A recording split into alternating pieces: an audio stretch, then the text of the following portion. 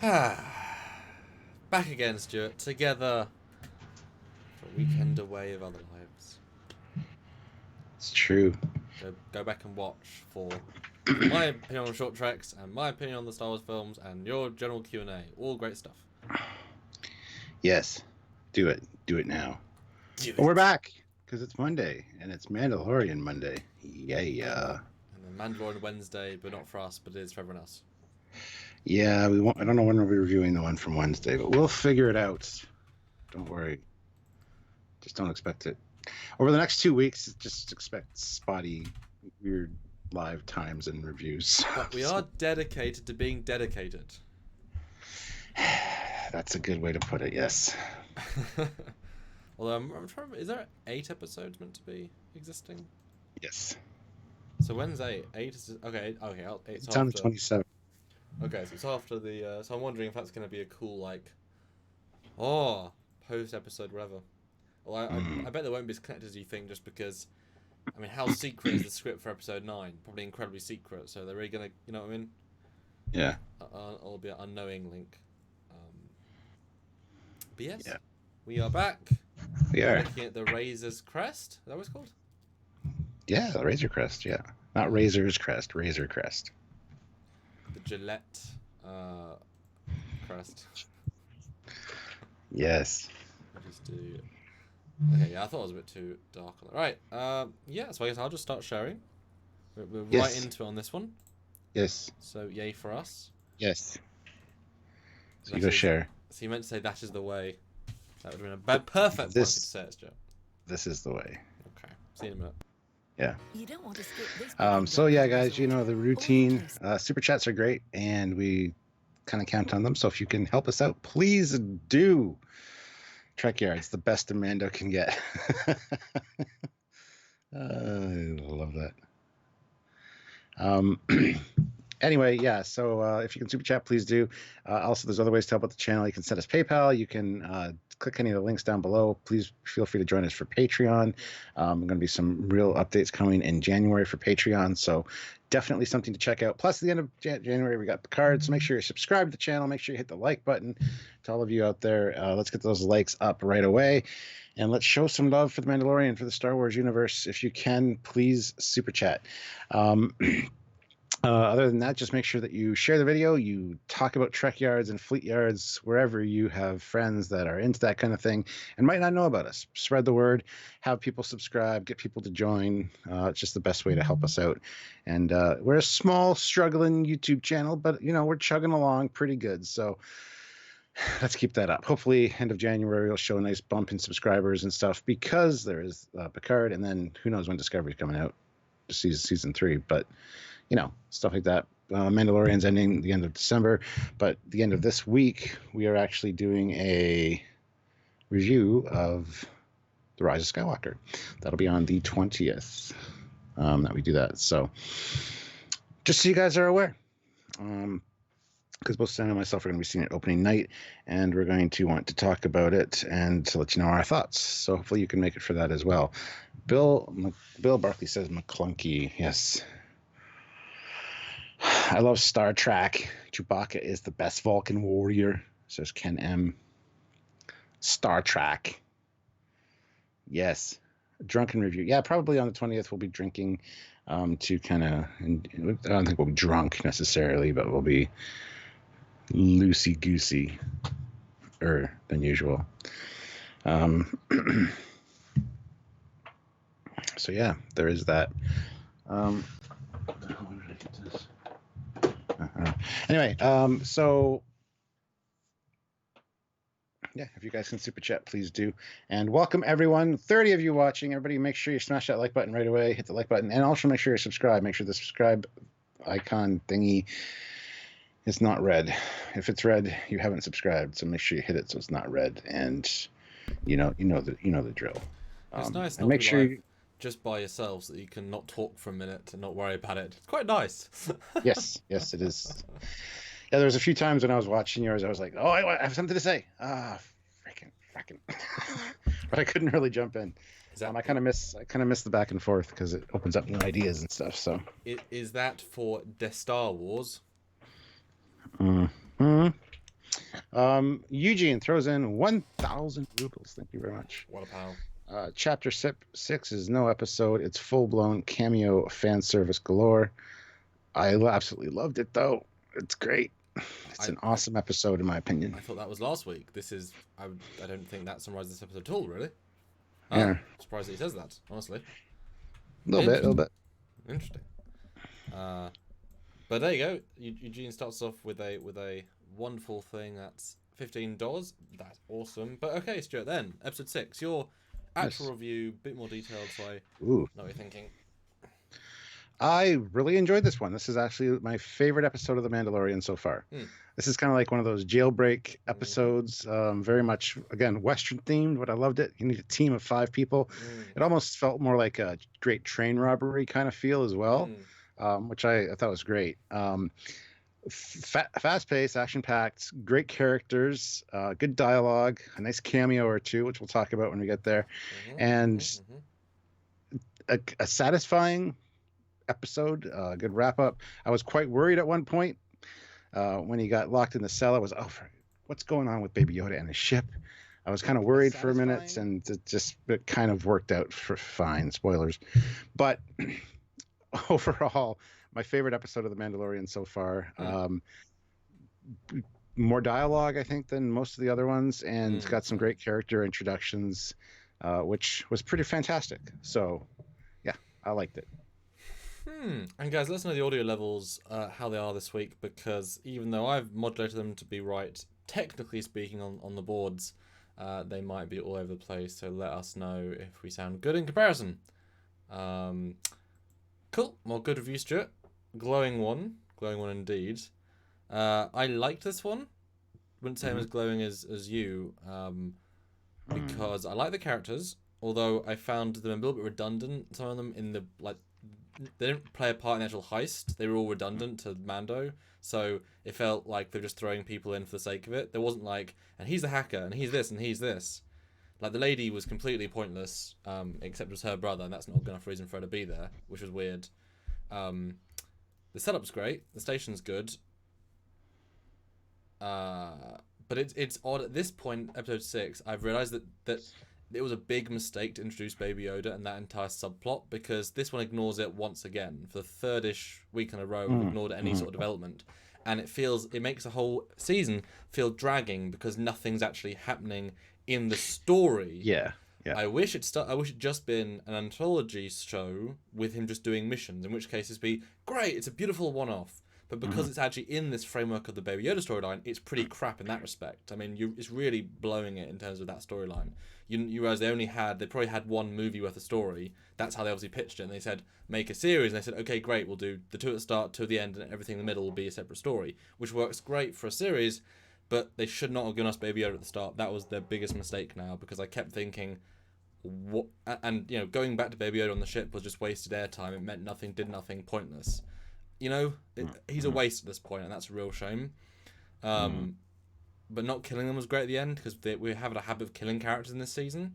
So that was good not to kill them. That was smart. Hey, I love how the only one he did kill was the droid. Well, he's a droid. I mean, I know. But I half expected them to be dead, as did everybody, I think. And I was disappointed when they were alive. I was like, really?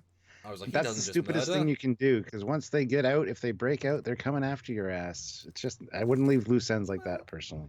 Yeah, but he doesn't kill lots of people. I mean, that's any sci-fi. I mean, why does any villain let anyone go ever? I mean, it's just kind of part of what you do. And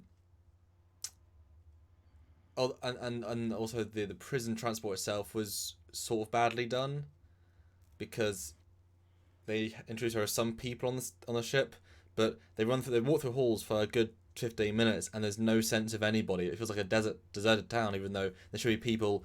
The alarms are going, people in the cells should be saying stuff, there should be guards everywhere because, there's an emergency going on. It felt they swapped genre. They shouldn't have picked a prison ship. That was the worst setting for them to pick, because it didn't at all feel like that for the last bit. It went something to Alien, which doesn't make any sense with the context of the scenario, unless it was a deserted prison. I was kind of expecting a double payoff, like, it was all a trap set by the guild. The ship is empty except the one guy, and he's now in jail. I was expecting when they did that, which was a great twist, Carl Urban to walk in and be like, "Well, Mando, we had to." Carl Weathers. Thank you. I had to get you. I was expecting that sort of reveal, and then it just kind of faded. So it was a weird mixed bag of like, what's the point? And okay, that was a misstep. Well, they do point out it is a droid-controlled ship, so it's just transporting prisoners from one place to another. So yeah, but that's why there's not a lot of people in the halls. Plus, they don't get detected right away either. So no, I know, but once they were detected, there wasn't like an arm. You know, this is a prison, so they should have dozens and hundreds of security personnel, because a prison riot, and just there was obviously very few people on the ship. It just felt tonally like if you didn't tell me it was a prison ship in the last third, there'd be no reason to think it was. Which was just weird. You kind of felt the low budget of it because it's the same 1.5 corridor, repeated again and again without anything around it. So it was a weird mixed bag of like, oh, that was very smart, and oh, that was a bit of a misstep. This one felt like the biggest budget to me because you had to pay the other actors. You had a lot of CGI droids. You had a lot of lot of good effects, and I agree in terms of the Star Warsiness, but you didn't have to fly anybody to Tunisia. And camera equipment and hire people. All you had to do was build. You already had the hangar was mostly green screen, so that was just a clever use. They used his internal ship for a good third of it, and that's already been built.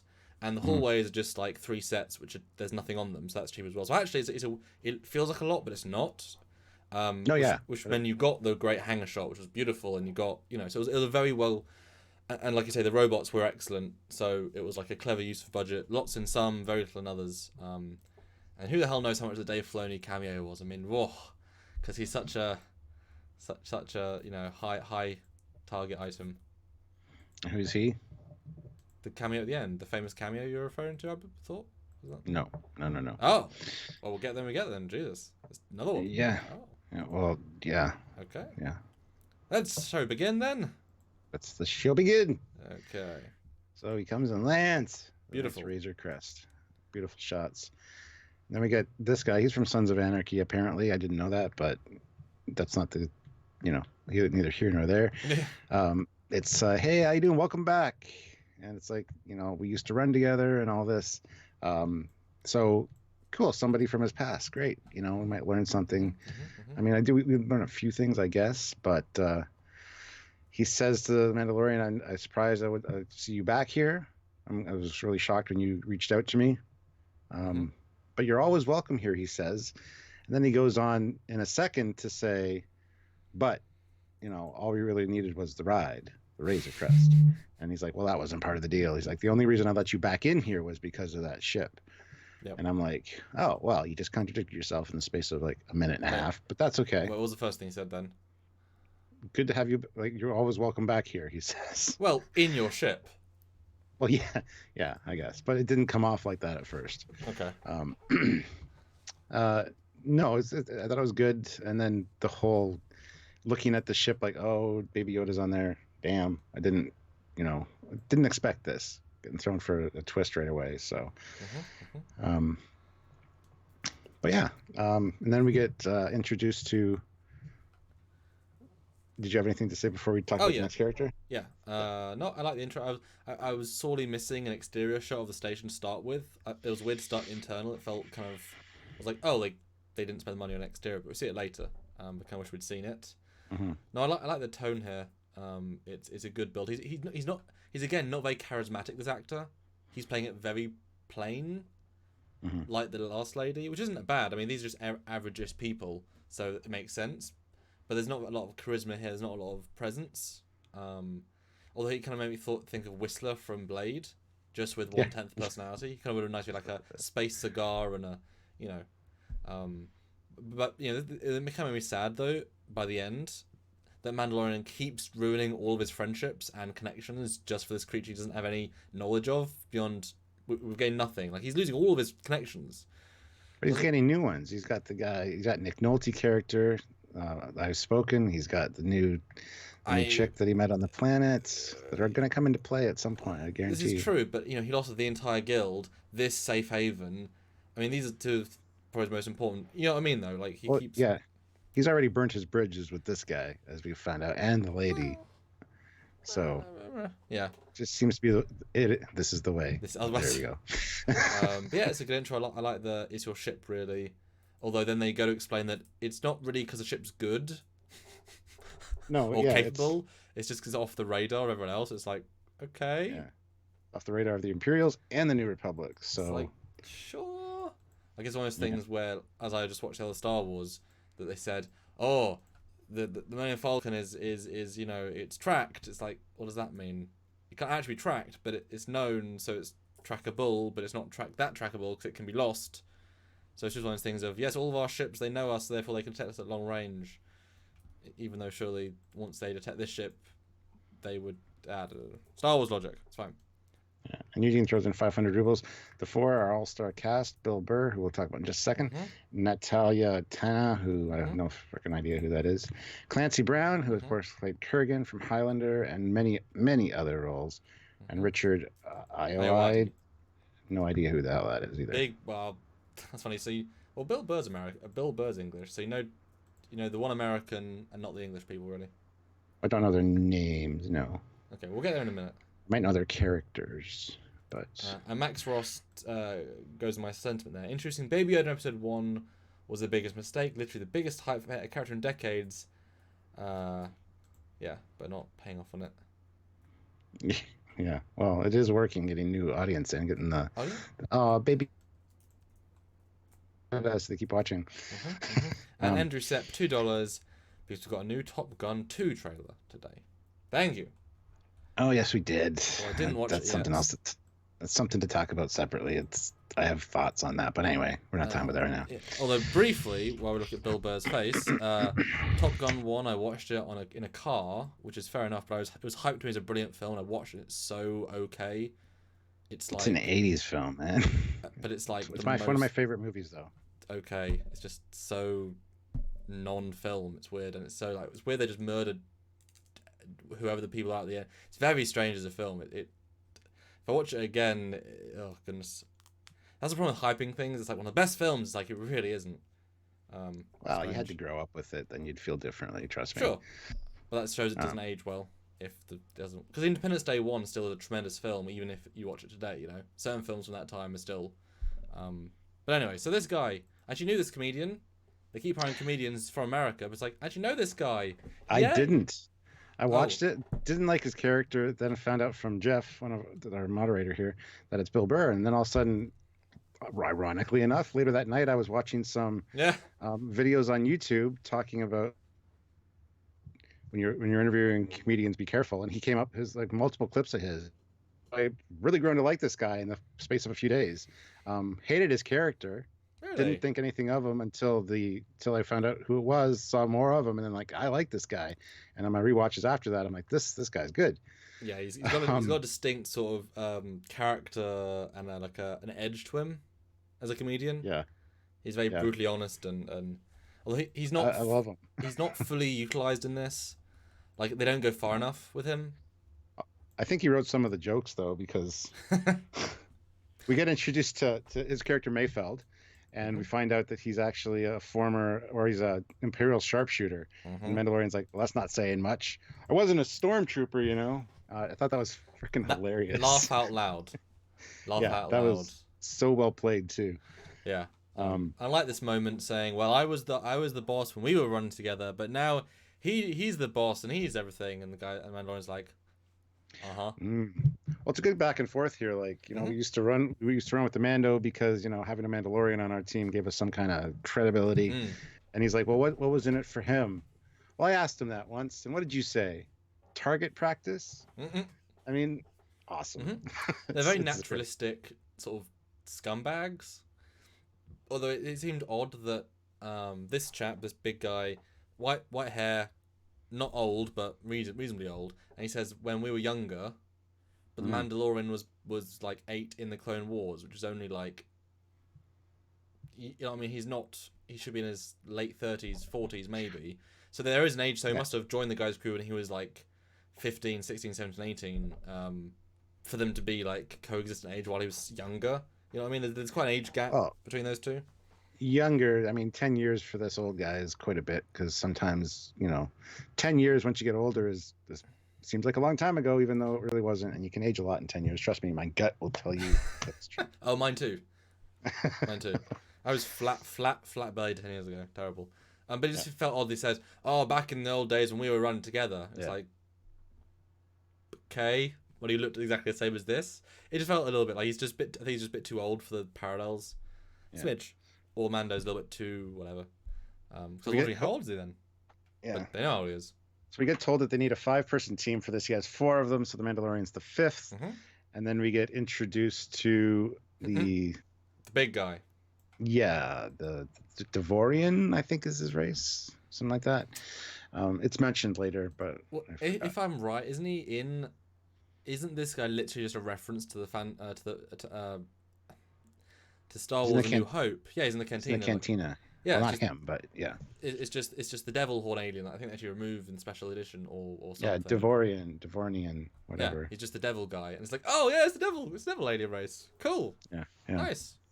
They use another existing race too. They just invent a random we don't care about. And he's actually great makeup. I love the way it rings in his head. He's it's good. Yeah. And he goes up to Mandalorian. So you're supposed to be this, what's so tough about you? You're tiny, he says. It's good. It's an intimidation factor. Yeah. Although it doesn't quite work as well when you're looking at a helmet. It's like, look what you gonna do, bud? Oh. And it's just like there's nothing. It doesn't quite work as well. That reminds me of something that happened when they were walking across the gangway. The old guy says to him, "What's that look?" Yeah. When he says, "I just wanted you your ship," he goes, "What's that look? Is that gratification or gratitude?" And it's like it was making fun of that meme, the many faces of the Mandalorian, happy, sad. But you learn to get his micro expressions, as in for his body, and you can kind of get what he's feeling. Most of it's stoic, but it's okay. Yeah, that was good. And a good casting, nice deep voice, looks great in the makeup. It was a good choice for this role. And we get introduced to was it Zera or Zero? Well, they call him Zero, but I assumed it was part of a multi. Well, the first time they say his name, it sounds like Zera, like is it A at the end almost? So whatever. They call him Z later, so it's fine. I love this droid. It's a cool design, and it's very cocky and sure of himself. But we get to that in a second. And then he's like, "Well, that's 4. Where's the 5th?" And you hear this female voice behind him, and she is Shihan and Twi'lek. And I can't fucking stand her. I absolutely hate every goddamn thing about her. She's overacted. She makes these weird little squeaks, and I really literally want to punch her in the face with a bus. I hate her. A bus. Hate her. I hate everything about her character. She doesn't. It's just played the same the whole way through, and it's just like, how could somebody like you not get yourself killed within 10 minutes of being anywhere? She's super, like I said in the start, she's the most redundant person in this entire thing. And she's a knife fighter. Yeah. She throws knives at steel that she knows cannot be hurt. And yes, one gets through her gooey bits, but it's like he could have shot her in those few. You know what I mean? She's the most ineffective person in this team. It's like when you bring Harley Quinn to a fight and she has a bat, and you're like, this is nonsense. Well, she was going for that Harley Quinn kind of thing, but it was so over the top and just irritating. And there wasn't any way to like her at all. I mean, that's the point. You're not supposed to like these characters, but yeah, they're scum, rebel. No, they're just scum and villainy, Stuart. Scum and villainy. Yeah. So I don't know. It's just she irritated me so much. But we find out that they had a relationship, and she's like, "Why should I just cut you now?" And at one point, Bill Burr's like, or sorry, Mayfeld, it's like, should we leave the room or? And then we get the whole description of, well, yeah, she's just been kind of heartbroken since the Mandalorian left. So yeah, they've had a relationship at some point in the past. And my respect for the Mandalorian just went through the floor, because why the hell would you be with this bitch? Well, let's jump back a second. For a second, the robot is very similar to design again from the original Star Wars films on the Bounty Hunters. I think he's quite plain, but he has more personality later on. He's better when you add the voice of Richard Awadi. He's much better, although they don't give him that much. Like they don't go full characterization. He's more. I got the sense, honestly, that he was just a dude that, a robot that the guy found, like programmed to be an assassin, and then just threw in like missions. Like he's not a sentient, like he's not really like IG-88. He's not like actually an assassin bot. He's just a cobbled together dude that helps him sometimes. Not like a crazy bounty hunter, because he's not very good not very good in his job that well. And the guy says, well, just go with it. That's the vibe I got. I did not get that vibe at all. I thought he was very, very cool character, especially when he comes up later and he's like, I'm better at navigation and whatever, and I'm smarter. Thing in it, though. And that's because he's a robot. I mean, any astromech droid could do that too. The attitude was what he does it. Oh, sure. You can't see C-3PO going, and I'm smarter than you. Well, I mean, it is C-3PO though. I could plot the light speed in 4 seconds quicker. But I like he's using the blaster that Boba used, because I mean, why wouldn't you use blasters? And then the Twi'lek. So the Twi'lek lady is a. I think I've seen her in real life once at a convention. So she played Tonks in Harry Potter, as well as she was someone in About a Boy with Hugh Grant, and then that was how I knew her. And then she was Tonks in Harry Potter, which is a reasonably medium character. And then she was she was a character in Game of Thrones, and at that time again you say, oh, it's a woman from Harry Potter and Game of Thrones. Although I don't think this character does her any favors. Like I say, if she was more skilled. Like I love seeing Twi'leks, because you rarely see Twi'leks in live action. Getting the mandibles and stuff is important. And I love the fact they're actually using canonical races. Yay! But she doesn't add anything to it. And the idea that we learned earlier in the season that the Mandalorian never reveals his helmet. So they were in a relationship, but she never saw his face or kissed him. Well, she never said. They ask her later, have you seen his face? And she's like, a lady never tells. I know, like she might have, but he said to his clan he never shown anyone his face, and so I mean, based on all the information we have, he's never shown her his face. So I didn't really buy the relationship thing. It felt very hollow. Of course, you're going to tell your clan you've never had anybody see your face, even if they have. So if you're in a relationship, there's probably like a specific rule that lets you get away with that in certain situations. Well, I'm just going with the information we've been given. True. Before we move on, though, we got a PayPal from Jarzia.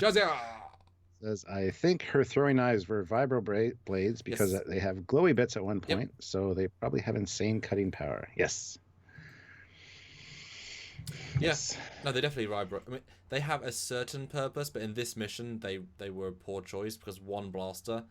Like, if you had like a heavy end blaster to go pew, she's the worst choice this mission. Like I said, she's like being Harley Quinn. Then we get the droid on the ship. He's checking all the systems, making sure everything's good. Finds this message from the guild, from Carl Weathers' character, and can't really decipher it. And he's like, interesting. And the Mandalorian's looking up and kind of looks back like, oh, shit, I don't want these people, especially that droid on my ship. Yeah, I wouldn't trust this. I would be so dubious of the situation. It's like, this is your one bit of capital is this ship. Yeah. I mean, Yeah. But then we find out about the transport. It's a prison ship. Well, the Mandalorian says this is a Republic prison ship, a New Republic prison ship. He wasn't captured. He was arrested. I don't want that kind of heat being brought down on me. They're like, well, neither do we. So get in and get out, do your job. It's like, this deal keeps getting worse all the time. That was about to be a joke too. No, that was a nice reveal. Although I was excited for the possibilities more than what we actually got. In the sense, it could have been a really cool looking ship, not a rectangle. And when you talk about ships in sci-fi that are just a flying rectangle grey with spikes, I mean, this is the least imaginative design you could possibly have. I mean, yes, it's a prison ship, but it's terrible as a design. And it would have been cool to have like a cruiser next to it or something. Although I'm guessing these are really not very important prisoners to have no spaceship guards. Like have no. Yeah. Normally prisons have convoys because you want to protect the prisoners, and it wasn't traveling at hyperspace either. So maybe this prison ship is also where you serve your sentence. It just cruises. Could be, and that would make sense why it wouldn't be manned because it's got a preset course or something. Yeah. And it's as they said, every other ship would be detected instantly. The only reason they needed the Razor Crest was to be able to get in and attach before they could be detected. Not sure how that worked though, but They kind of mentioned it. They said we'll get in and scramble the codes before, and that's why they needed that ship specifically. It's not really explained how, but it is mentioned. So I I don't have know no why. real issue with that. Yeah, it was a Star Wars trope, isn't it? Although I kind of Yeah. wish they'd just use, the Last Jedi cloaking technology, because lots of ships have cloaks in it. They just turn it on. Yeah. So they could have. It's weird. I mean, I like the reveal of what it is. And so I was thinking, ooh, who's a prisoner going to be? Because that is surely a payoff. It wasn't really a payoff, but at least it's a promise of a payoff. But I mean, he's got to be paid. I mean, the Mando has very few friends, if any, no money, and obviously, well, now we have fuel in the Star Wars universe, and now we need money for fuel. Well, speaking of, the robot comes out of the ship and says the ship is serviceable, but despite recent modifications and whatever, the power lines are leaking, the navigation is intermittent at best, and hyperdrive is only operating at 67.3% efficiency. And I'm like, yeah, that's been through a lot, man. I like that little bit because considering the Jawas ripped it apart, they rebuilt it just the two of them, and then it was fixed by this lady on Tatooine. Well, patched. Patched, exactly, yeah. I thought it was in better shape personally than what we heard, but I love that it's not perfect. So yeah, I get the sense it's always in a state of it's flying, we're fine. It's not falling apart, we're fine. Yeah. But I mean, he's not. He turned a lot away. He ruined his own life really to do this mission, and I like the fact that he's not benefiting from that. But yeah, they express that the way to actually get into this to get to board it is by letting the robot do crazy flying maneuvers that I guess kind of bypass its sensors, and once you get in past its sensor grid, then you can dock on without being seen. So he has a very specific course which is very right turny. I like that. I like only the robot can do it. That was quite the neat. Mandalorian said that's not possible even for the Razor Crest. And the other guy's like, with him flying, it will be. Like, I know you're a good pilot, Mando, but for this mission, we need you on the trigger, not on the wheel. Good line. Yeah. So I thought that was cool. Incorporating the droid that way is perfectly acceptable. So it was a good build. It was a good build. And yeah, the droid has better response times because he can literally be nanoseconds in response to reactions. I love how he snaps his fingers and the thing comes out. I have faster reaction and I'm smarter. I love that sass on this robot, and the voice is perfect. Yeah, I couldn't tell it was Richard Awadhi until the middle. I don't know who that is. Who's Richard Awadhi? So Richard Awadhi is a tremendous sort of comedian. He played the geek on the IT Crowd, which is a very famous. Well, the first one, the one in the UK one. I think he also did the American one. Part of it. No, but which character? The geek, the actual, the nerd, the main one, the black two of one. them, aren't there? Oh, okay. Well, yeah, but he's sort of trying to be normal. The other guy's a true, geek. So he played him, Mosh. There you go, very well. And then he went on to be a presenter, comedian. He's tremendously good at deadpan. Like he says odd things in serious ways. Like once he was on a chat show talking with. Someone about a bush, as in girl bush, and it's just he makes it awkward by just reiterating what she said, but in his voice, in his mannerisms, it just makes everyone crack up and cry. It's just like, oh my god.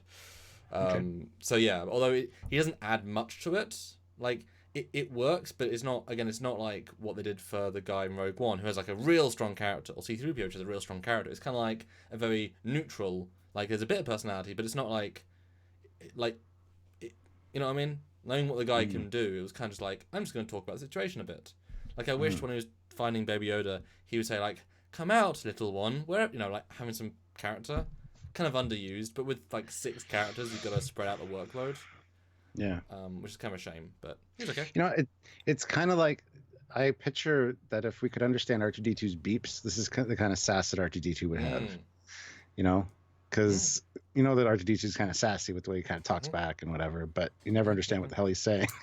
So I have a feeling that this is kind of a droid thing, because even K2SO was the same way. Yeah. So I thought that was cool. This guy's got professional sass though. He's more job doing. Reminds me of another droid I've already forgotten was. Oh yeah, see, he's not as good as we got the IG was at the start, in episode 1 or 2. Yeah. Like he was like, I mean, his lines were on fire. This guy not so much. But again, he was just more doing the job, so didn't have much chance to give him really cool lines. But that's about droids. They have the same voice box, so he can come back. Yeah, exactly. And Awadi can be a normal character because you can't really tell it's him because it's not his face. Yeah, and I love how the Mandalorian's like, "How can you trust it?" He goes, "You know me, Mando. I don't trust anybody." It's like, how can you live like that, not trusting anybody at all? Well, I assume good advice, but I assume I don't trust them until I need to trust them, and then after I stop needing to trust them, I don't trust them by default. Yeah. But I was expecting him to say like, "Well, Mando, I've got a bomb in his throat. If he double crosses me, I'll blow him up." Like I was expecting some sort of payoff there, or like he built him. But it's just like, I don't trust anybody. But that doesn't play in at all to the episode, at all. So, okay. Yeah. But then they take off. Gets a little wave. Space station. And space station. Pretty cool. It's very Star Trek. Kinda, yeah. I love it. It's just basically just like 3 rooms. It's literally it's just like 3 hangars and the bit that you live in. It's just this, this base that this guy has out in the middle of nowhere that not meant to know exists. It's very small. It's just a hideout. It's a hideout. It's a space hideout, and it kind of feels that way because it's diddly. It's good. I like it. Good design though. So now we're on the ship heading there, and she's balancing the knife on her hand, and they're kind of having they're not, she's just complaining about the big guy. Please sit down, because he's pacing. And we cut up to the cabin. Mando's keeping an eye on the droid because he does not like droids nor trust them, and now this thing's in charge of his ship. Would make me very leery for sure. And we get the points, the navigation points set in the system, and he goes to hyperspace and he's like, "You can leave now. I got this." So then down in the cargo hold, the big guy's looking around, hits the button, opens the armory, and Mando comes down, shuts it almost on his hand. And Bill Burr's like, "Yeah, I understand, and I'm very particular about my stuff too." So Brandon Gross says, "Do you think the station was miniature?" No. There's only a couple of miniature shots of the ship. Everything else is CG. They promoted miniatures, but it's just a couple of shots. It's like less than 5, I think. Yeah. So this entire sequence is kind of like a budget-saving one, which is fine. It works quite well, but also it feels so contrived because they're so aggressive towards him and each other and removing his helmet. It feels like these people can't ever work. These missions aren't worth doing if you're gonna, piss around and be mean and this much. I get they're scumbags, but it feels so contrived and so negative, and it was honestly like a cringe to watch. Like, well, go on, take his helmet off, even though he's a team member and this is his ship and he can just shoot us. It's like, what stupid people. It felt stupid. Waste of time. It was very much bullying. Like, yes, exactly. Have you ever seen his face? Yep. No. Well, he always leaves his helmet on. Is that true? Well, this is the way, she says, and then show us your eyes. Show us that you trust us. We're a team. Show us your eyes. And he tells the other guy to take it off. It's like, ugh. There's a difference between banter, which there's banter, like with the other merc. Great banter. This is just, like I say, bullying. But I mean, he is a newbie, and he's a legendary. I mean, it makes sense they're going to hate him, but it just comes off as really scummy, and you can't like them, and you can't relate to this, and I just didn't. And the last thing you want to do is piss off the most effective and able member of your team. I'm sure you only have heard the stories, but still, why would you push those buttons? I don't know. Yeah. It really kind of irritated me. And the way the Mandalorian from him, like, and even a few times in this episode, he even puts his helmet down, like, why did I get into this? And at the end, it actually pays off because he turns back to Baby Yoda and says, I told you this is going to be a bad idea. So he knew from the beginning that he was going to get basically screwed and used, but yeah, but not a highlight of the episode, unfortunately. No.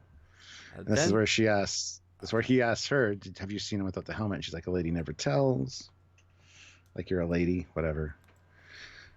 And But then they find yeah. Baby Yoda. They get in a slight brawl, accidentally open a button, and it's Baby Yoda. And Yeah. this, I don't mind how they react to this. Is it a pet? Sort of. Oh, maybe I should get a pet. But then I thought they were going to extend the bullying of him being like, well, now it's my pet. Oh, should I kill your pet? I was expecting like even more bullying. Like they kind of did that a little bit, where he pretends to almost drop him, and. But it really just reminds you of when you're in high school and they get your lunchbox.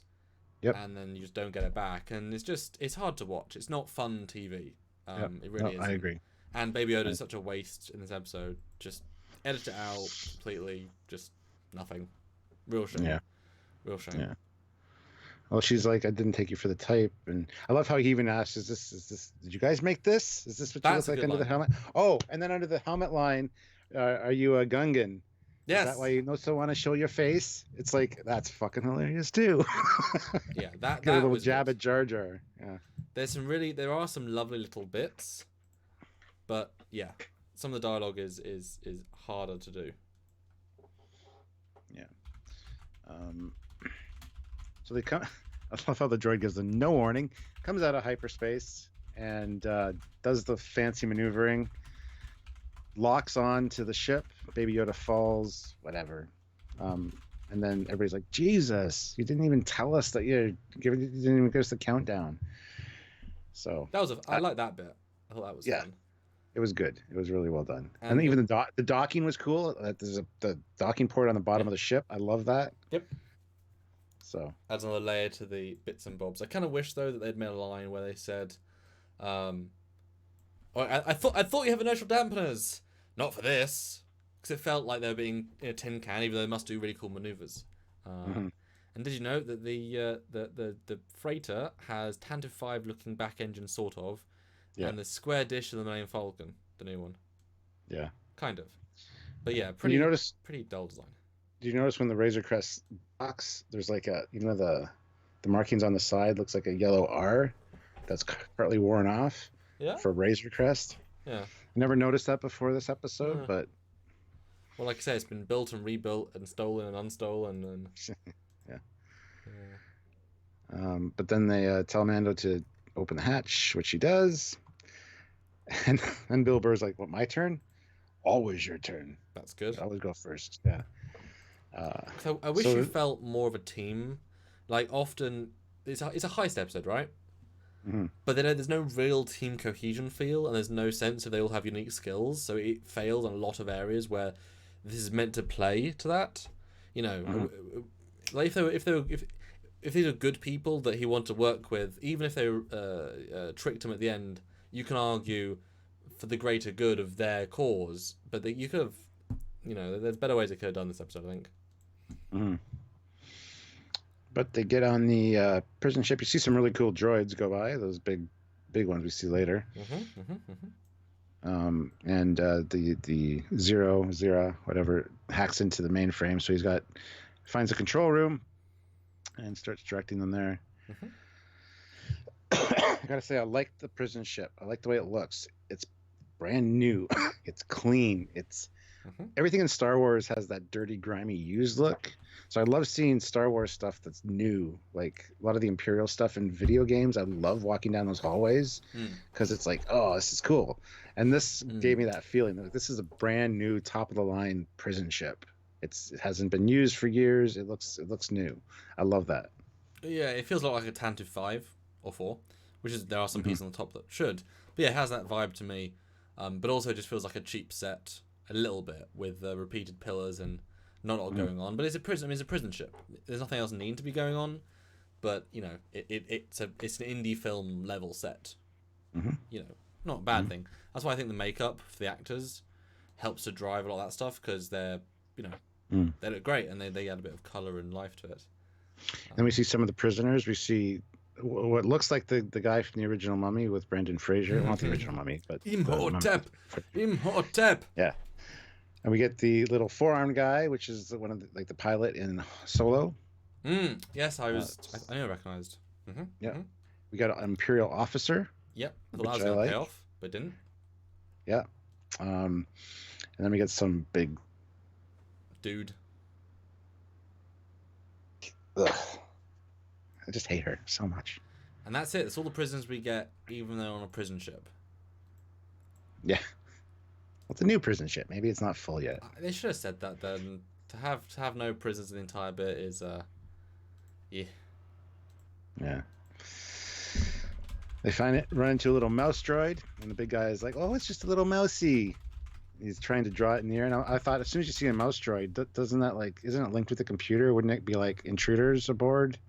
You know, but guess not. I mean, they should be detected already. I mean, the guy in the control room should have said, "Oh, why is the access hatch opening? That's weird.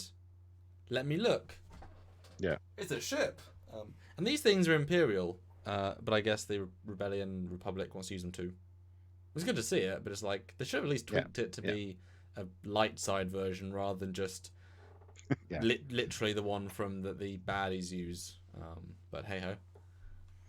But it gets blasted, and of course that draws the attention of some of the robotic guards, which look really cool. I love this droid design. Yeah, but blasting it shows how dumb the team is, and they're not a smart team. So, well, that's just the big guy, because everybody else is like, "What the hell are you doing?" Yeah. Jeff Jacobs puts in 251. Yeah, we made 50 again at 85. Hashtag Bill Burr like Spike. 70 people watching. Everybody hit the like button. Let's get up to 75. Should be really easy with 70 of you here. Just hit the like button. Yes. And guys, please do super chat like Jeff did. Kind of surprising, given the last 2 days we've had some nice support. That only. Well, it's because I'm here, Samuel. When you do by yourself, you get a lot more than when I'm here. I turn people away from maybe 74 people. You would think people like the Mandalorian, but people aren't really. It's weird how it's so inconsistent, isn't it, Stuart? It's so inconsistent. Yeah, it happens. It's fine. Oh, and someone says. The show isn't about, hey, show us the prisoners. It's a Mando story. Why waste time on a prison tour? They have 35 minutes. Then you've completely misunderstood the point of why I said that. It's a filming thing. Yeah. Yeah. But yeah, the robots are cool. They're not very Star Wars-y. Like, they kind of are. I was excited, though, because they're obviously the first new thing. Like, the first new Rebellion thing. Although it's how unbelievably... Because they're obviously... motion tracked. They're people. They're mocap. Sorry. So later on, when the guy is trying to strangle it, it moves like a person. It's really kind of weird to see a robot like be exactly human. So I guess these are quite advanced because they like move really realistically to people, which is we have not had before. That's not a level we've kind of got to. But cool design, I gotta say. I like them. Yeah, I think it's not that Star Warsy. They're okay. Yeah. But cool. Yeah, they'd be great. They're very generic sci-fi. I kind of wish maybe the head was more stormtroopery or more clone. Like I don't know what they're trying to go for exactly, but something else. But yeah, it's like a squad and some pew time. And Mayfeld's like looking for the Mandalorian. He's gone. He's like, oh, of course. He thought he buggered off, but the Mandalorian comes up behind them, which is absolutely great. Every time he shows up, you hear that music cue, that like the very Western thing. But it's great. Vibro stabs them. Yeah, runs up, trips. Well, cuts one of their legs off, and a good battle scene. And nobody helps him. I mean, the one girl that wants to jump in, and Bill Burr character like, no, let's see what he can do. And after he takes down these 4 droids, you must be thinking to yourself, okay, he is as good as they say. I should maybe not be an asshole from now on. But no, you got to be tougher than the guy. So. And James Roberts summarizes it well. All they needed to add was a few yelling voices. Hey, let me out! Had a vibe of the prison ship. They had a few at certain scenes like this where you hear people like cheering, like prisoners, like ah. But it wasn't as many as it could have been for sure. It was clearly a deserted prison ship, or they gassed everyone. I mean, it wasn't a busy ship. It was underwhelming. Like I said, I think it's new. It's just not full. Yeah. Oh, certainly. I believe that. And it's funny how this robot is actually leaning on the wall. That's so strange. Like I said, they were done as people, and it kind of felt a bit too, I mean, C-3PO, if he walked up to these guys, he'd be like, "Oh my, your movement is so wonderful," rather than, "I can't barely move." They're like, but I guess they are brand new. Yeah. But I like how in this scene, it takes one... Yeah. They're hard to take out, sort of. And then later on, he can just shoot them. There's a little bit of a... Are they strong or not? Like they can sort of take blaster bolts at the start and they can't at the end. It's like you would because they think, get shot in the back later. Could be weaker spots in the back. sure, you'd think you'd put them with anti-blaster bolt armor because they're you know, weapons, but whatever. And the Mando uses his flamethrower on them and cuts one's head off with his grapple thing. I love how he uses all of his weapons and then gets one of their blasters and blasts it in the head for the last one. So that was a good shot. Yeah, that was awesome. And then he throws the blaster away for some reason, despite it being capable of completely blowing through their armor. And it's like, you effing idiot! What's wrong with you? He's one of those characters that needs to use their own weapons. And if he gets him killed, then at least he uses his own weapons. Exactly. This is the way. Just as Mandalorians only use their own weapons. This is the way. Oh, it just felt stupid. There's just lots of little stupid things in this. I love the stance he has over the bodies of them, though. He kind of puffs up a little bit. Oh yeah. And is like, "Yep, there you go, fuckers. You can see what I can do now." Well, he just beat everyone. You know. And then they all go by him, and the big guy bumps him. And then the look on the Mandalorian's face, if you can say that, he's got that head tilt. Like, did you just seriously? It's great. And then they get to the main control room, and they're detecting a life form inside. It's like, too bad, open the door. Now, this guy is the cameo I was referring to. This is the voice of Anakin Skywalker from the Clone Wars. Oh. Yeah. Wouldn't have guessed that. Doesn't sound like him. Matthew Faustini, though, throws in $5. Love this part. This is the way. I love how they call him Egghead, too. But it's nice alternate yet the same for the for design. Yeah. The control room is really cool. I like the look of these control rooms. Yeah, it's very 2001 / Star Wars. I love it. I mean, it feels low budget again, but that's kind of like what the 77 Star Wars was. So it kind of blends more into the low budget feel. And boy, is this guy jittery. Clearly, like third day on the job. Yeah, exactly. He's never met another person on these ships ever. He clocks in. 6 months later, he leaves a ship. Job done. And then, oh my god, there's people. And Eugene puts in 500 rubles and says, Matt Lanter, voice actor for Anakin in Clone Wars. Yeah. There you go. I didn't know that until I was told after the fact, so I just thought it was cool. And going back and rewatching it, you can't tell at all. But and it's basically a Mexican standoff scene. And, and the guy brings out this alert thing, and I thought instantly, well, why didn't the dudes just shoot him first? Like, as soon as they walk in, just do them dead. I mean, they create the situation for themselves. So I have no sympathy for anybody in the scenario. If you're this ruthless, they just shoot him point blank because he takes a minute to pull out his thing. So idiots. And the Mandalorian tries to negotiate with him, even though they're breaking the law, and he'd lose his job if. I don't know what he was trying to do with that exactly. He didn't want him to get killed because he said that I was told there's only droids on this ship. He didn't expect to have to kill anybody that doesn't need to be killed. And trying to dealing with these dipshits that are trying to. He's like, give me the fob. He puts his guns away. He tells the other guy to put his gun away. Says, give me the fob, and you might get out of this alive. And then Mayfeld goes, no, he won't, and pulls his gun up right away. It's like, you dumb bastard. You tell them what you need to tell them in the situation. And I'm sure the Mandalorian was intending to keep him alive, if possible, but... Well, the fact that he kept his enemies alive means he was going to keep this guy alive. But again, another stupid decision in a slew of... These guys are not good bounty hunters or people. They're just not. They're bottom-of-the-barrel people that he found. And then this goes on for a little bit too long. And then just... Well, we explain that the remote, or the fob, is a tracker that sends for a rebellion strike team. And that was what they're called as a specific name. So I get the feeling that once it's activated, they come in, shoot down, destroy the ship without asking any questions. It's like, really? Because later questions are raised when they do show up, but we'll talk about that when we get there. It's a weird, like, I guess that rather than having ships there all the time, you have an emergency thing. But I mean, what if ships are really far away? But hyperspace works at the speed of plot, so I guess they're 5 seconds away. Well, the thing that confuses me, if you got robotic droids that are guards, as soon as they see a problem, why not wirelessly communicate to the ship? Oh my set god, off the red alerts? 6 have got destroyed. That's a problem. That's not just a Yes. little problem, that's a big problem. You think they'd be instantly contacting the control room or activating lockdown doors in this area so that the area they're in is sealed off. Yep. So if the droids get destroyed, who cares? The people that did it are locked in. Oh yeah, it's true. It's true. So I have issues with that because I thought that was kind of stupid. If it was just actual people guards, it would make more sense that they didn't do that. They didn't have time to react. But they're robots. They're wildly connected to the ship, I'm sure. Yeah, they should have done people guards. It was a mistake to do non-people guards. Yeah. Especially as they could have had a nice reveal where Mando says, one condition, no one gets killed. Yeah, Mando, yeah, that's fine. But as soon as he's on the ship, they just start killing everyone. He's like, I won't do this. And he's like, well, your money or nothing. Like that would nice. That would have been where Baby Yoda could come in, because you have Baby Yoda in a sack. Be like, you don't help us, I shoot. Oh well.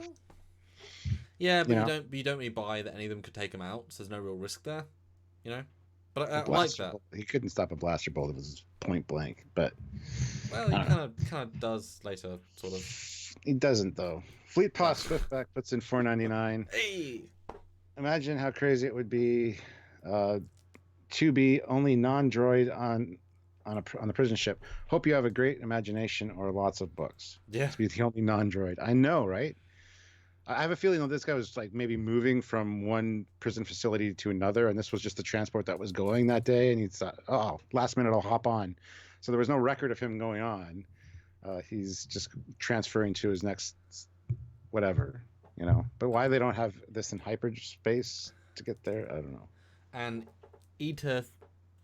Eternantine for Eva says Star Wars has no Wi-Fi. It's 1977 tech. That is canon, like sound and space. It's what they are stuck with. Oh my god, So they haven't got Wi-Fi, but he can send a signal across the galaxy real time.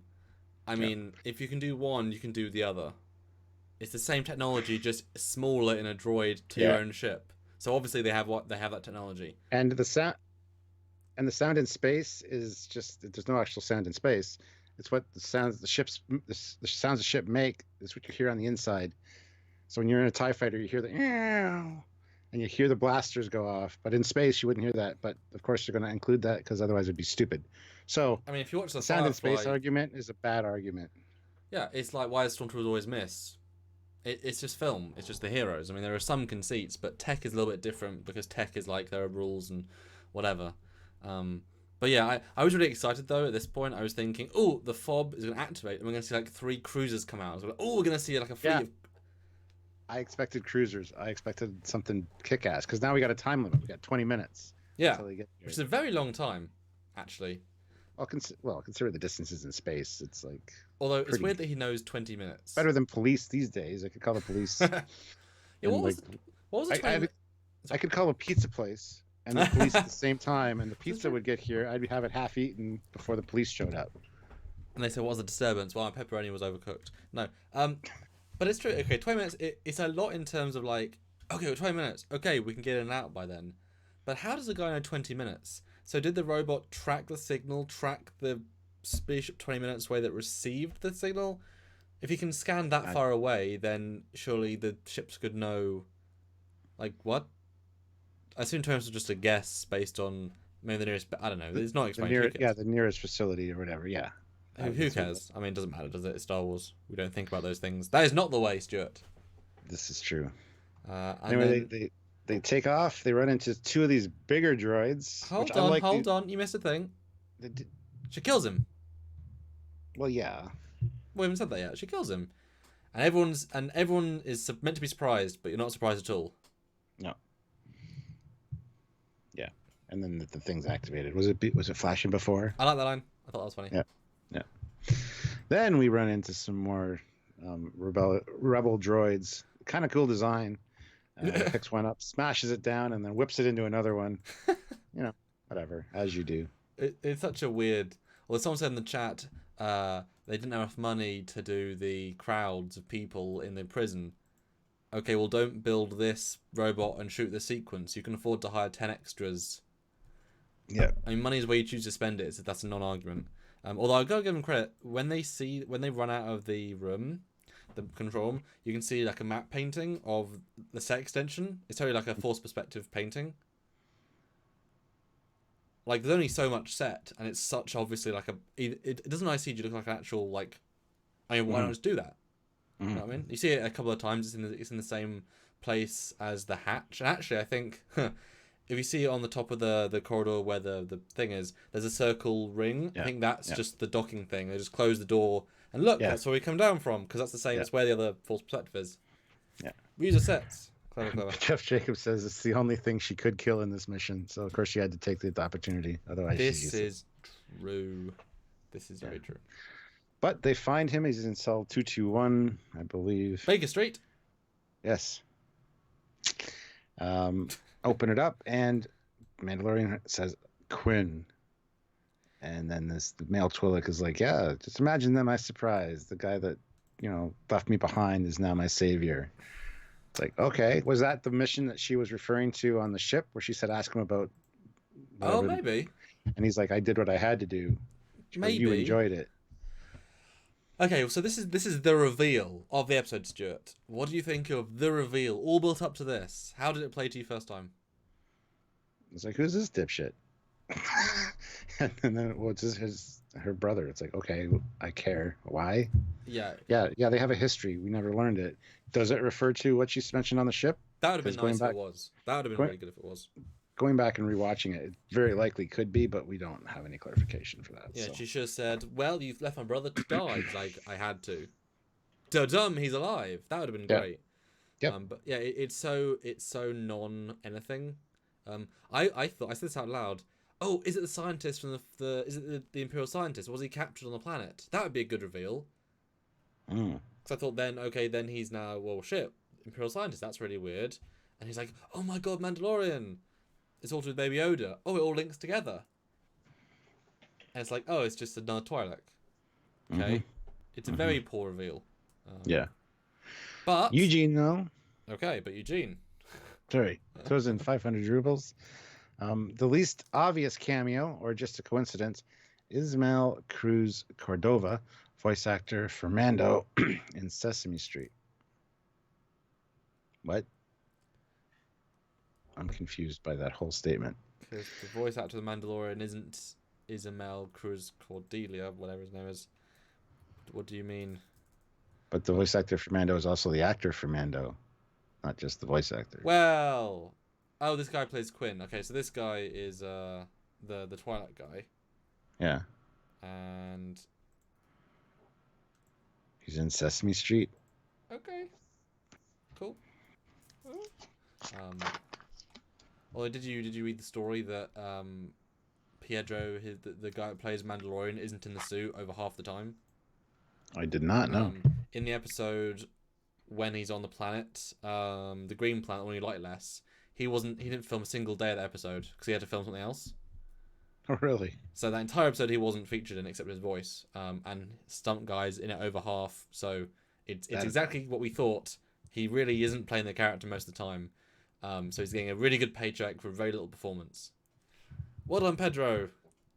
That's annoying. I don't like knowing that. No, I'm sorry. So I just it's like he's probably not in the suit most of the time. But this I thought was quite a fun reveal, quite a fun shock. They chuck him in the prison. Like, it makes sense when you think about it. It's like, oh, this is a I love how his blaster goes off too when he gets pushed back, and the cell is reinforced. He actually shoots himself.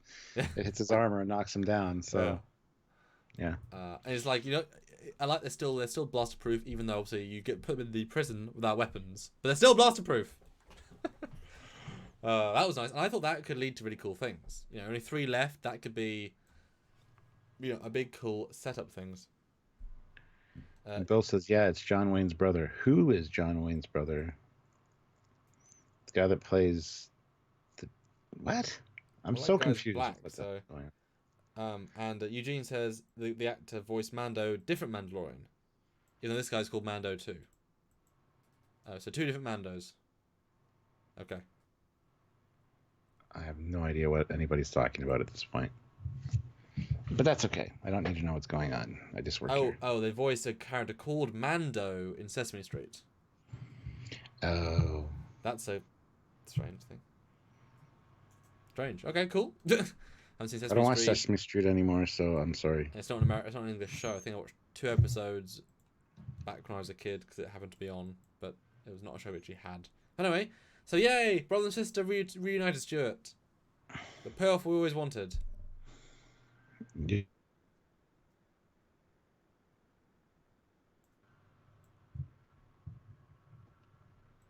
Yep.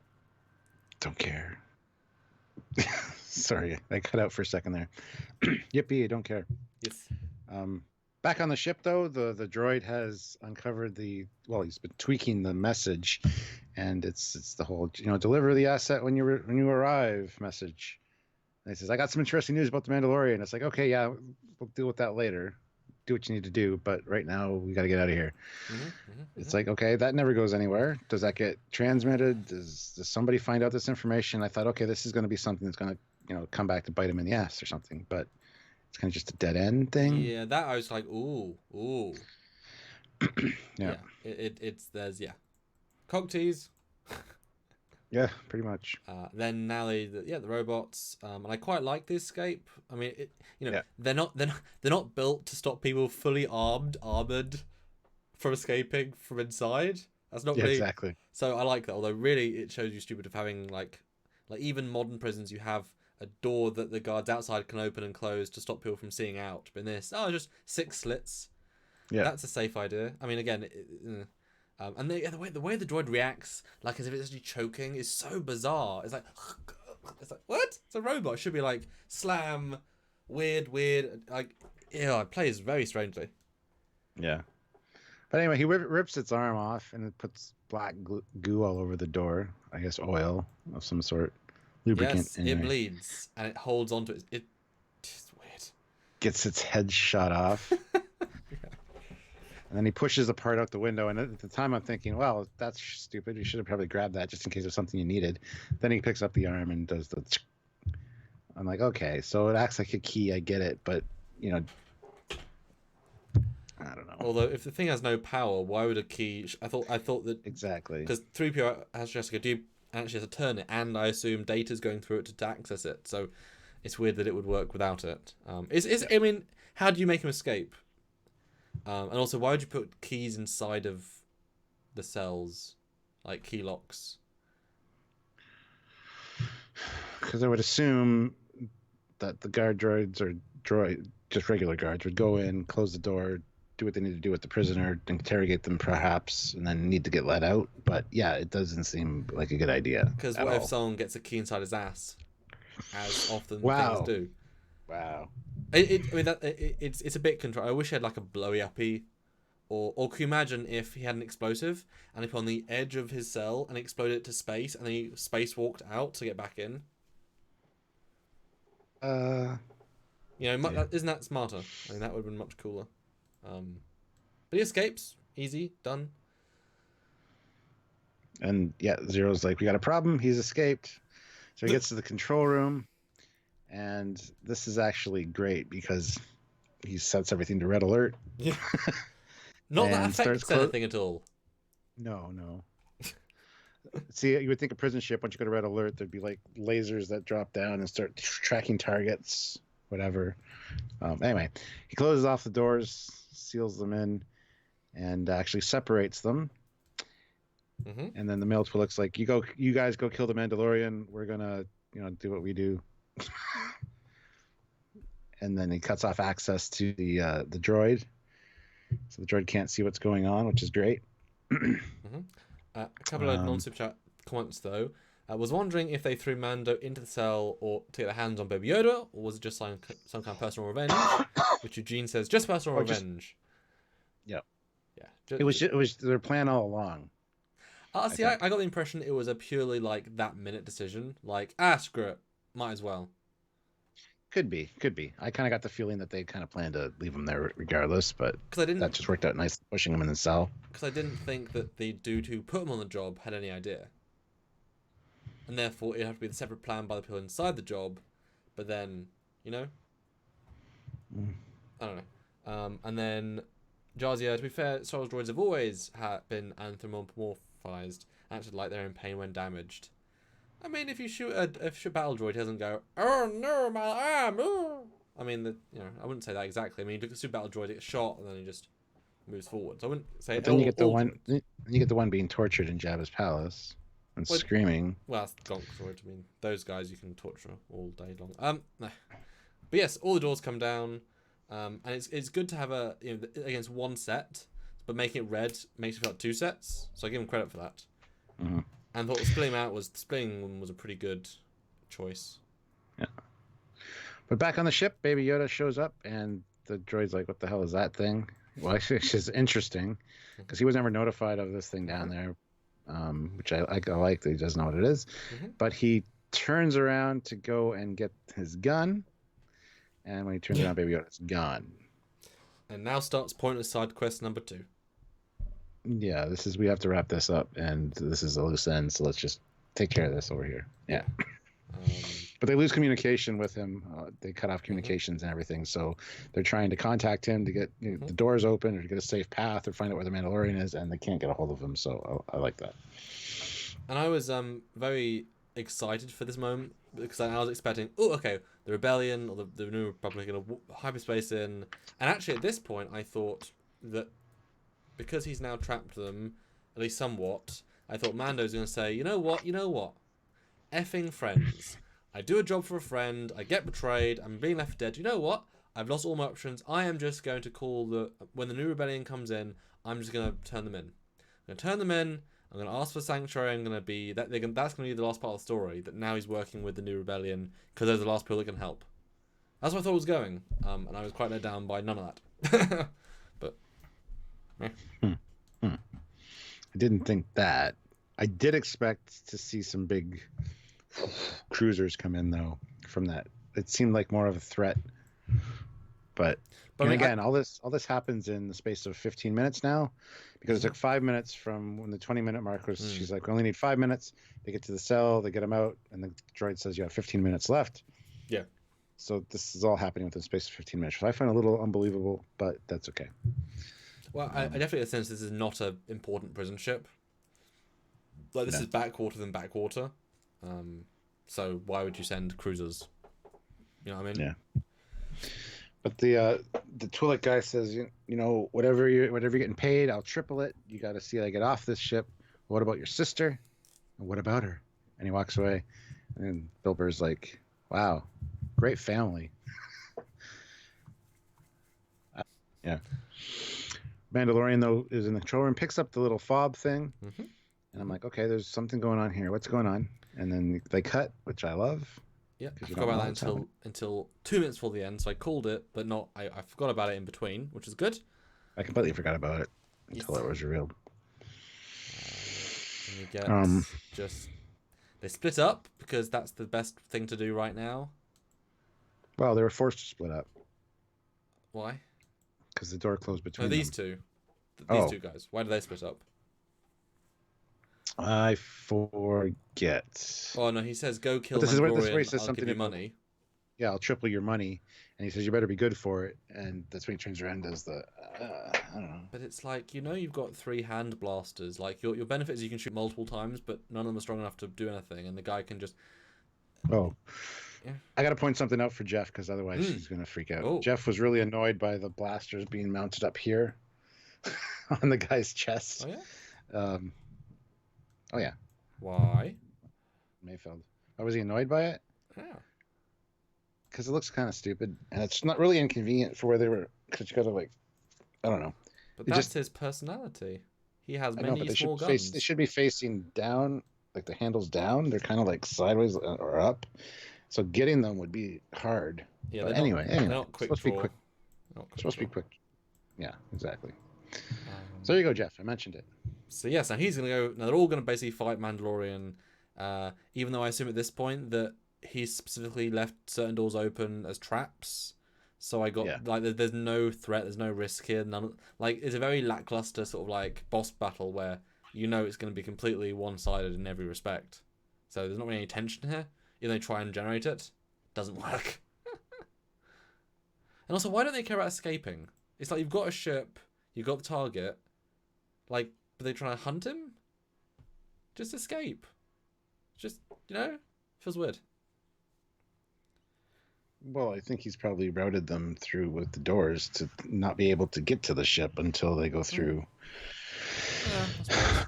And this But- one, obviously, we're going to see lots of prisoners talking to them, yelling. I was expecting at some point him to let either prisoners go or they let prisoners go as allies, because I expected that too, yeah. there's lots of or because he damaged the when this guy smashes his face in a minute in all the controls, expecting the doors to open and a riot, classic trope. But no, all the prisoners are just quiet and still. Yeah. And on the ship, Baby Yoda's playing peekaboo. He's hiding from this droid thing. There's not a lot of room in that ship. No. So droid's an idiot apparently, but that's okay. That's So just whatever. there is 2 rooms. Yeah. Probably 3rd if you include main bedroom, but yeah. But then Mr. Devil Guy comes out around the corner to the control room, and the door closes behind him, kind of, turns around, and the Mandalorian's up above, hits him with the grapple hook, gets pulled down. That throat, though, that I felt really uncomfortable. Like, it's going to garrot him. Ugh. And pretty good fight ensues here, I gotta say. Mando kind of gets his ass handed to him. He uses all of his whispering birds or whatever they're called, and they do nothing. Yeah. It's like, wow, what a waste of those. But whatever. How hard they were to create and how rare. Yeah. Anyway.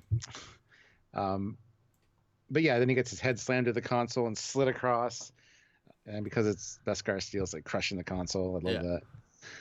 And then he uses the flamethrower, and the guy like laughs it off. And I'm like, yeah, that's probably what the environment of his planet's like, you dumbass. Yeah, that was a great little payoff. Because the whole time he's fronting as I'm better than you, and you kind of get the impression now Mando's better. But the physical strength of this guy and just the resilience, like he's the tank. Yeah. If you play games. And I like, as often, almost every single time, the Mandalorian does get his ass beat. Mm-hmm. Like, he is not actually that good. He's some good, better than average, but he's not actually that good. So I like that. But then she all of a sudden gets the idea to start running for some reason. But anyway, that's that doesn't pay off, does it? I just realized. No. But then the guy's standing in the doorway. The Mando whips a knife at the door controls, and the door slams shut. And then you see it coming up, and you see the horns, and I'm expecting his head to be like stuck to it because he got decapitated, and then go up and then slide off or something. No, he's holding the door up. That was good. And then, that was good. And I can't get a screen cap of it because it went too fast. But then he closes the other blast doors that go this way, and I'm like, for sure that crushed his head. Yes. For sure he's dead. Yes. Absolutely dead. Yes. No. Because that's how blast doors work. But whatever. Well, it shows you how strong he is, just physically strong. He was able to, his skull and spine was able to survive a full blast door and then break all the mechanical. And normally in films, when he moves up, things will be like, nothing, just takes it. And then, spoilers, at the end, he's totally fine. He just like, oh, my head. He has his horns cut off. Ah, okay. Like a la Hellboy. But still. But it's weird. If he knocks him out, I guess he knocks him out because then he also has to open the door to get out the one entrance to the room. Yeah. It's like, you just use a blaster, mate. So it wasn't quite as good a payoff as the other door. But I think that's part of it. You show the first door decapitation, so this one is more like, oh damn, he can't come with a door decapitation. Hot damn. Yeah. So the next one on the hit list is Bill Burr. He actually sees or Mayfeld, whatever. He sees some droids. He shoots 2 of them in the back instantly. And I love his little side-mounted cannon. I think that's pretty cool, especially for when he was hiding behind a bulkhead earlier. The gun comes out. That's awesome. Then he shoots the other one in the head. Yeah, it makes the droids feel much less capable that initially it should have been easy, which is a problem. You set them up as challenges and you break them as challenges, so... But whatever. Yeah. We're most to the story, so it doesn't matter at this point. Then we see her, and we see the Mandalorian come up, appear behind her, and you hear the music. His signature, he showed up music. And all of a sudden she smiles. It's like, his music gave him away again. God damn it. But she fires up her vibroblade thingy, and then starts whipping vibroblades at him when she keeps deflecting. It's like, what are you doing, you dumb shithead? Yeah. I hate her so much. I mean, one does get him, but you're like, at least don't walk towards him so you have a few more seconds. Yeah. And then it seemed like he definitely stabbed her in the stomach Yeah. and then had a blade to her throat. So It doesn't play well either. no. Then we get Bill Burr with the flashing lights, and you see the Mandalorian, then he's gone. You see the Mandalorian, then he's gone. And then he turns around, and the Mandalorian's there. Interesting. I don't know why he kept, because literally he'd be walking, hide behind a bulkhead, walking, hide behind a bulkhead.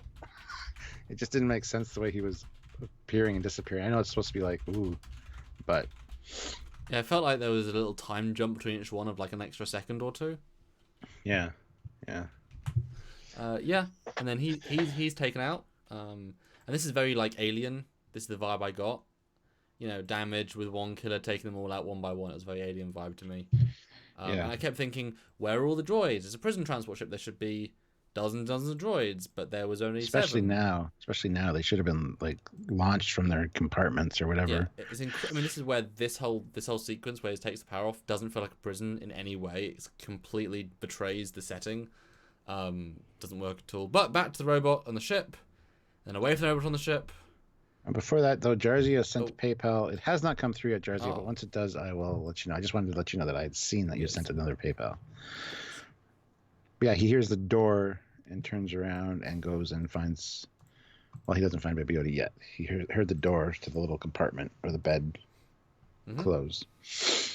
Then we get Quinn, who is just about to get on the ship, and the Mandalorian comes up, and they kind of have a back and forth of, you know, don't be stupid, okay, whatever.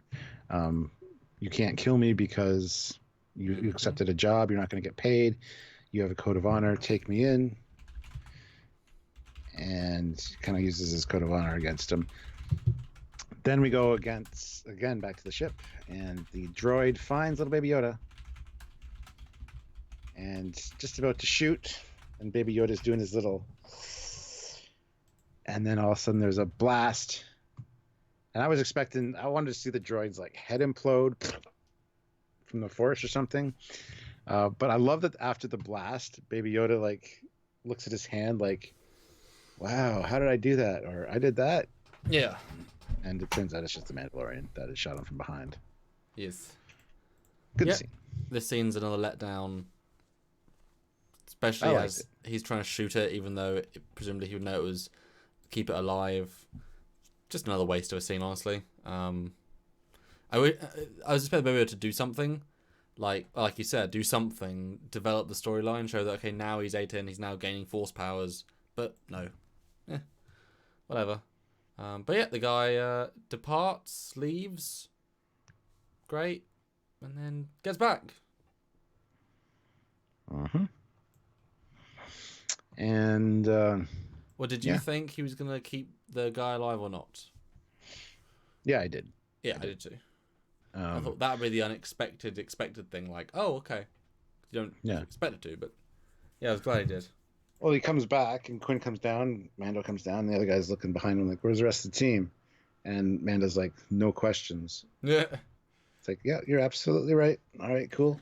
Whatever you did what you had to do. Even though if I just lost 3 of my best people... Well, it could have been the droids that killed him, but you don't ask about the job. You don't ask about the job. Oh, it's 4. Yeah, there's a droid as well. But you think about the situation. Was it a worthwhile trade-off? Because he seems so calm. It's like 4 guys for 1 Twi'lek. Was it worth it? Doesn't matter. Well, here's your money. He pays him and says, well, see you later. And the whole time I'm thinking, where's the screw come in? Where's the screw come in? Where's the screw come in? And it's like, it's not going to happen. What? It's not going to happen. And this is where, this is where I thought that you don't get the vibe that he was going to betray him, because he's not surprised Mandalorian's there. He's just surprised people aren't there. Like, I might have screwed him after this bit, but he's expecting it to go well and all come back. Like, they weren't intending to leave him there. At least he wasn't. Yeah. But the Razor Crest takes off and starts heading away, and then he's like, kill him. And it's like, there it is. And then Buddy starts laughing and then realizes that, well, this what do they call it, a missile carrier or something. I think it's a ship. It's a variant of a ship that's used in Clone Wars that some of the droids use. it's like General Grievous's ship. Like it looks very similar. Feels like a nice reference to gunship or something. Yeah. Yeah, I think it's a reference to that 'cause it has incredibly similar lines. I was thinking, who's piloting this? I think it's probably robot controlled. Would be my guess. Yeah. It doesn't look like there's anybody in it, so. Yeah.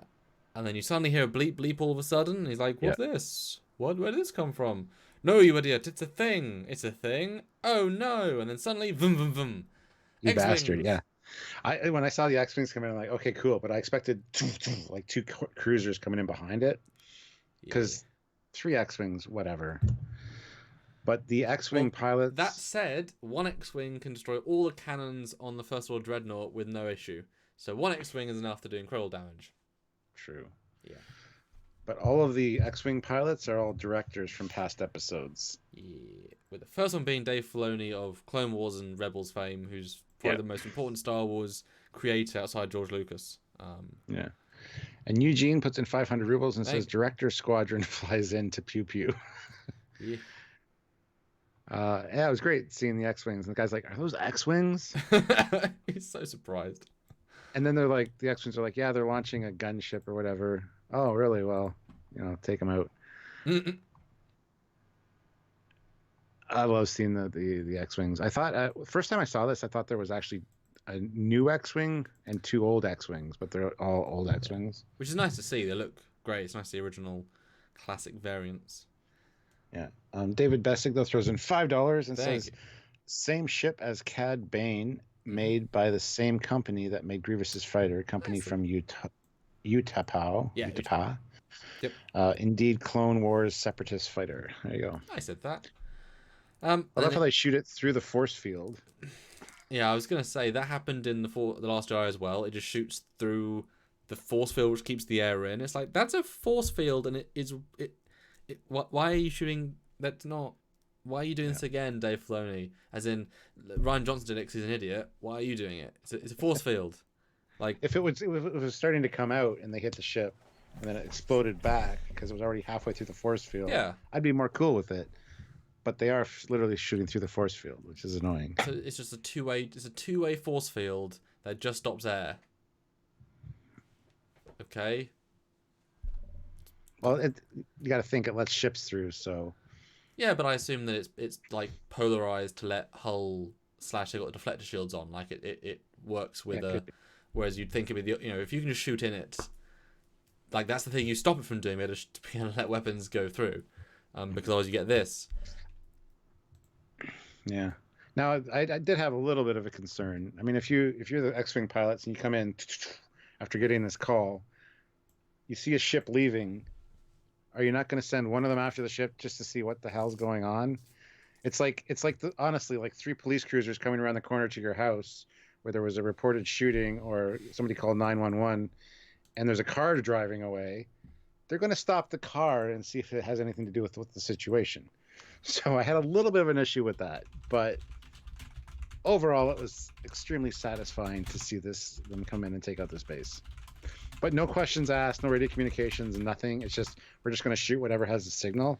That seems really stupid because it could have been activated by accident. It could be multiple reasons. Plus, didn't they know that this was with the guy that was on a prison transport and they come out of warp or hyperspace and it's not a prison transport? Don't you think they'd hesitate for a second and go, what the hell is going on? I don't know. A lot of questions were raised at the end. Yeah, the scene plays for we're rushed for time. Yeah. Because really, this is a specific transponder from a prison ship. And they would know, like, where's the prison ship? Why is it not here? Like, you'd ask questions first. Unless you can scan ahead of time that they're there. But there's no reason to think this was a negative base. And then, yeah, just killing people in it. It's a stupid little scene. Like, and did they destroy the entire base? Because they should have killed people by blowing up the hangars. It would have been better if the fighter had left, destroyed the fighter, and then said, right, let's go and investigate because we're cops rather than just killing everyone. Yeah, players, because they're just bombing it. It's like, why? What? And David Bessick puts in $5. The New Republic, the New Resistance, whatever it is, it's completely dematerialized by this point. Clearly, budget cuts on training for rules of engagement and how to handle this kind of situation. Maybe. Yeah. Well, Dave Filoni should know better. He also wrote it, helped write the series, and was in the pilot seat, literally. But yeah, Mandalorian goes to hyperspace, easy peasy. Oh yeah, takes the ball off, gives it to Baby Yoda, and says, "Told you that was a bad idea."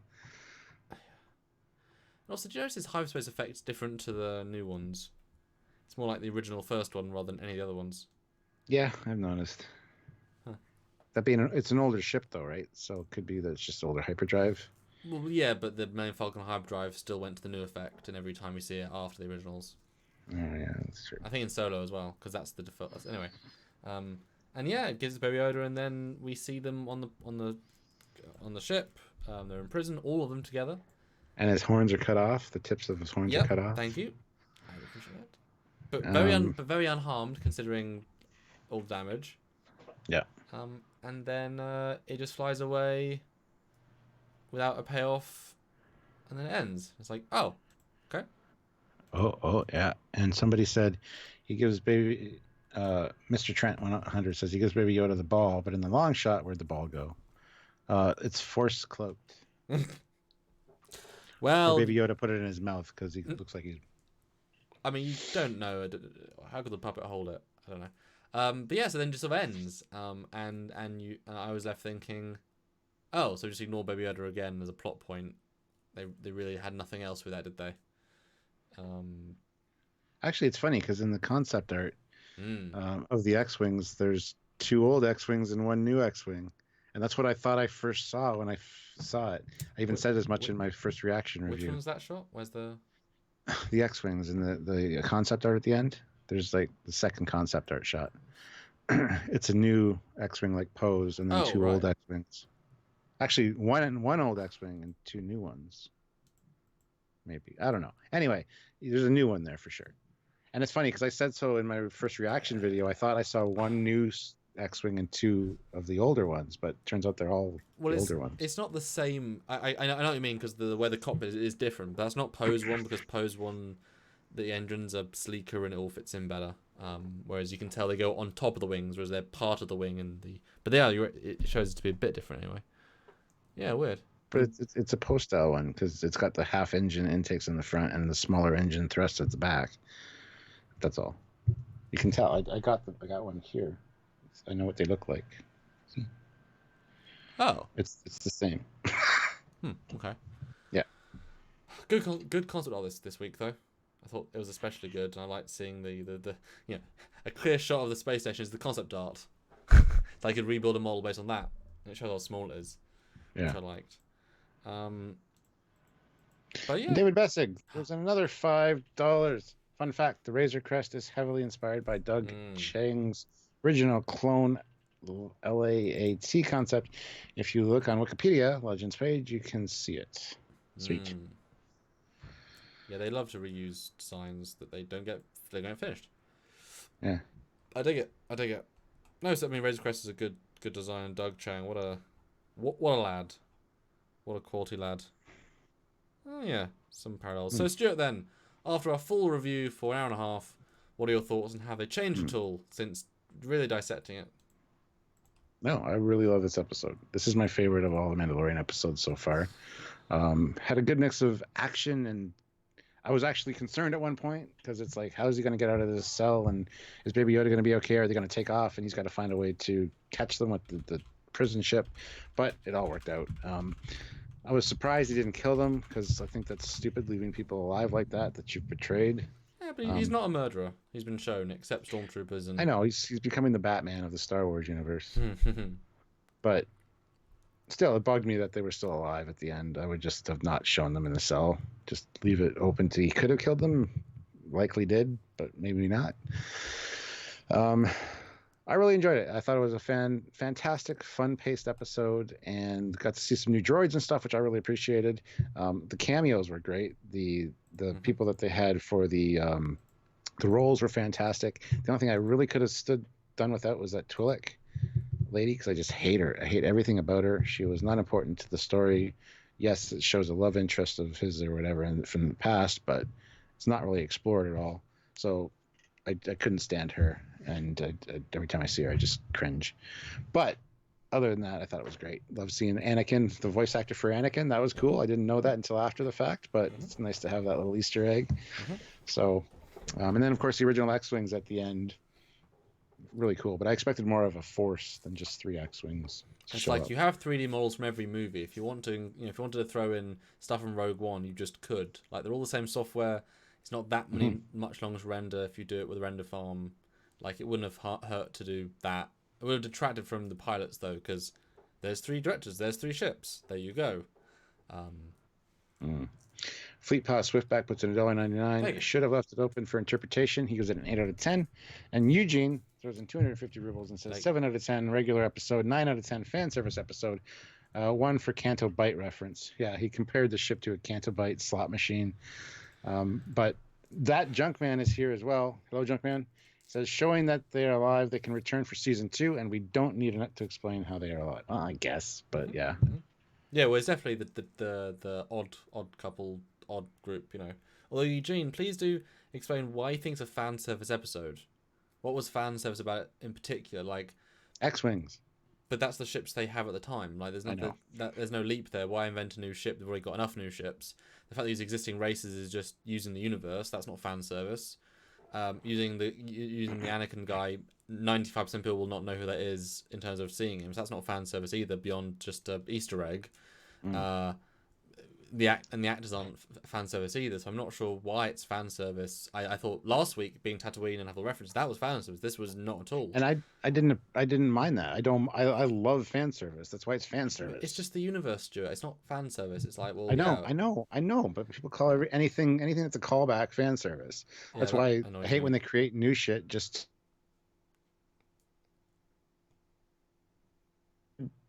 Bessick though. Am I frozen?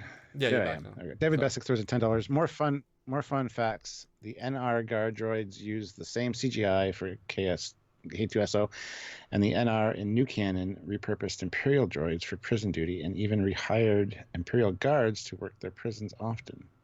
Really? The same CGI? Really? Do you mean the same?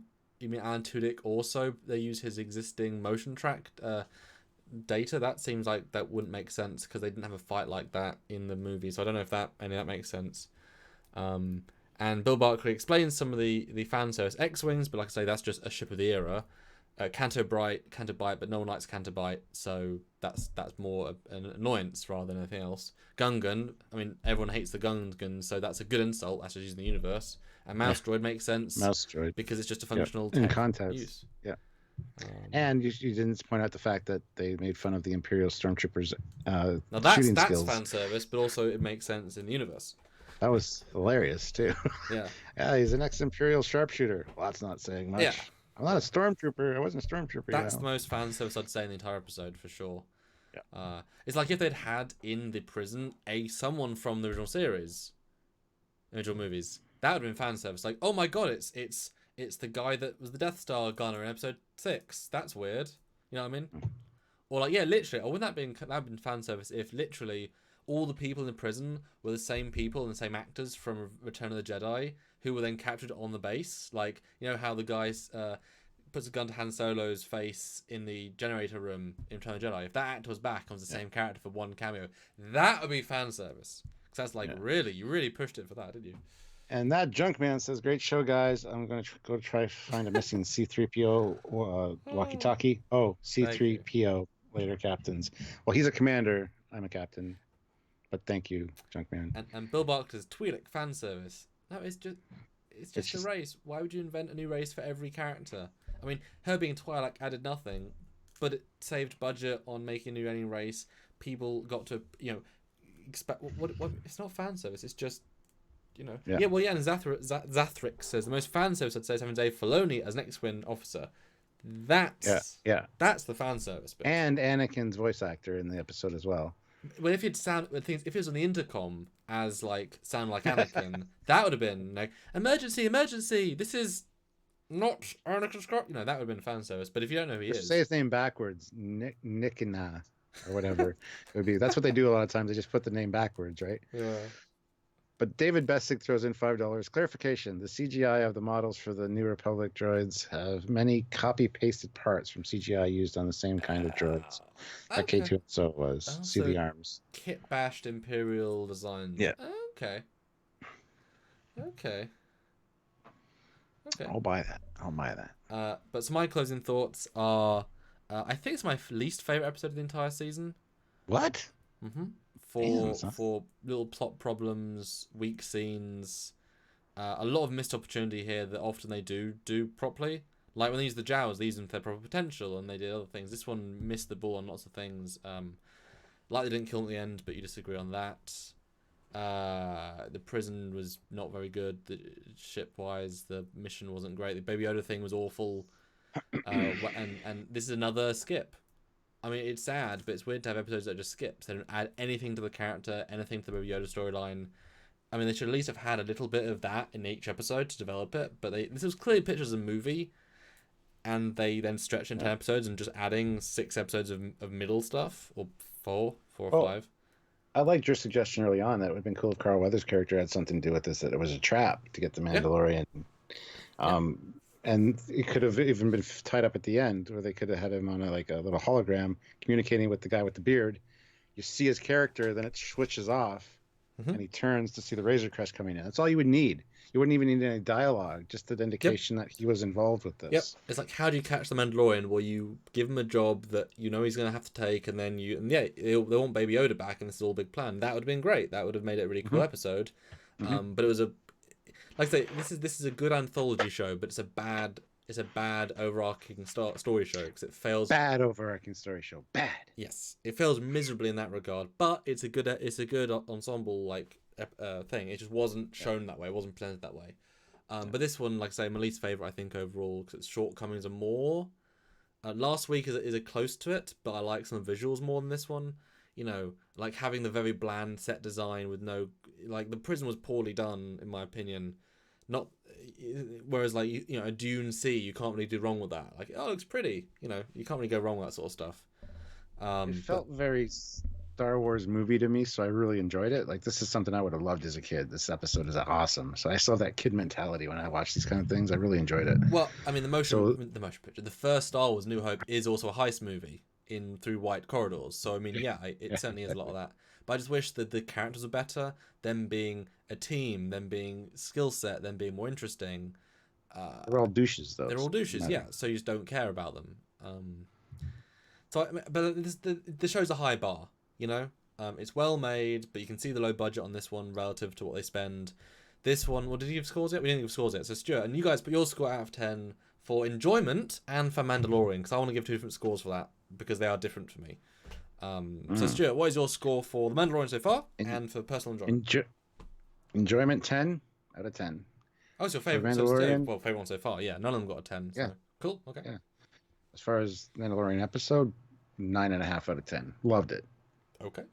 Didn't see an issue with it. Besides the fact it doesn't have anything to do with the Baby Yoda storyline, but I don't really care about that at this point. I'm just enjoying it. Even though we kept finding scenes you agree this was a poor scene, a bad moment. No. Oh.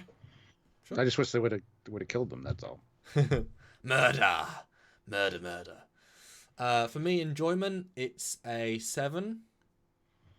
Mandalorian 4 or 5. It's the weakest for me easily, and another strong skip.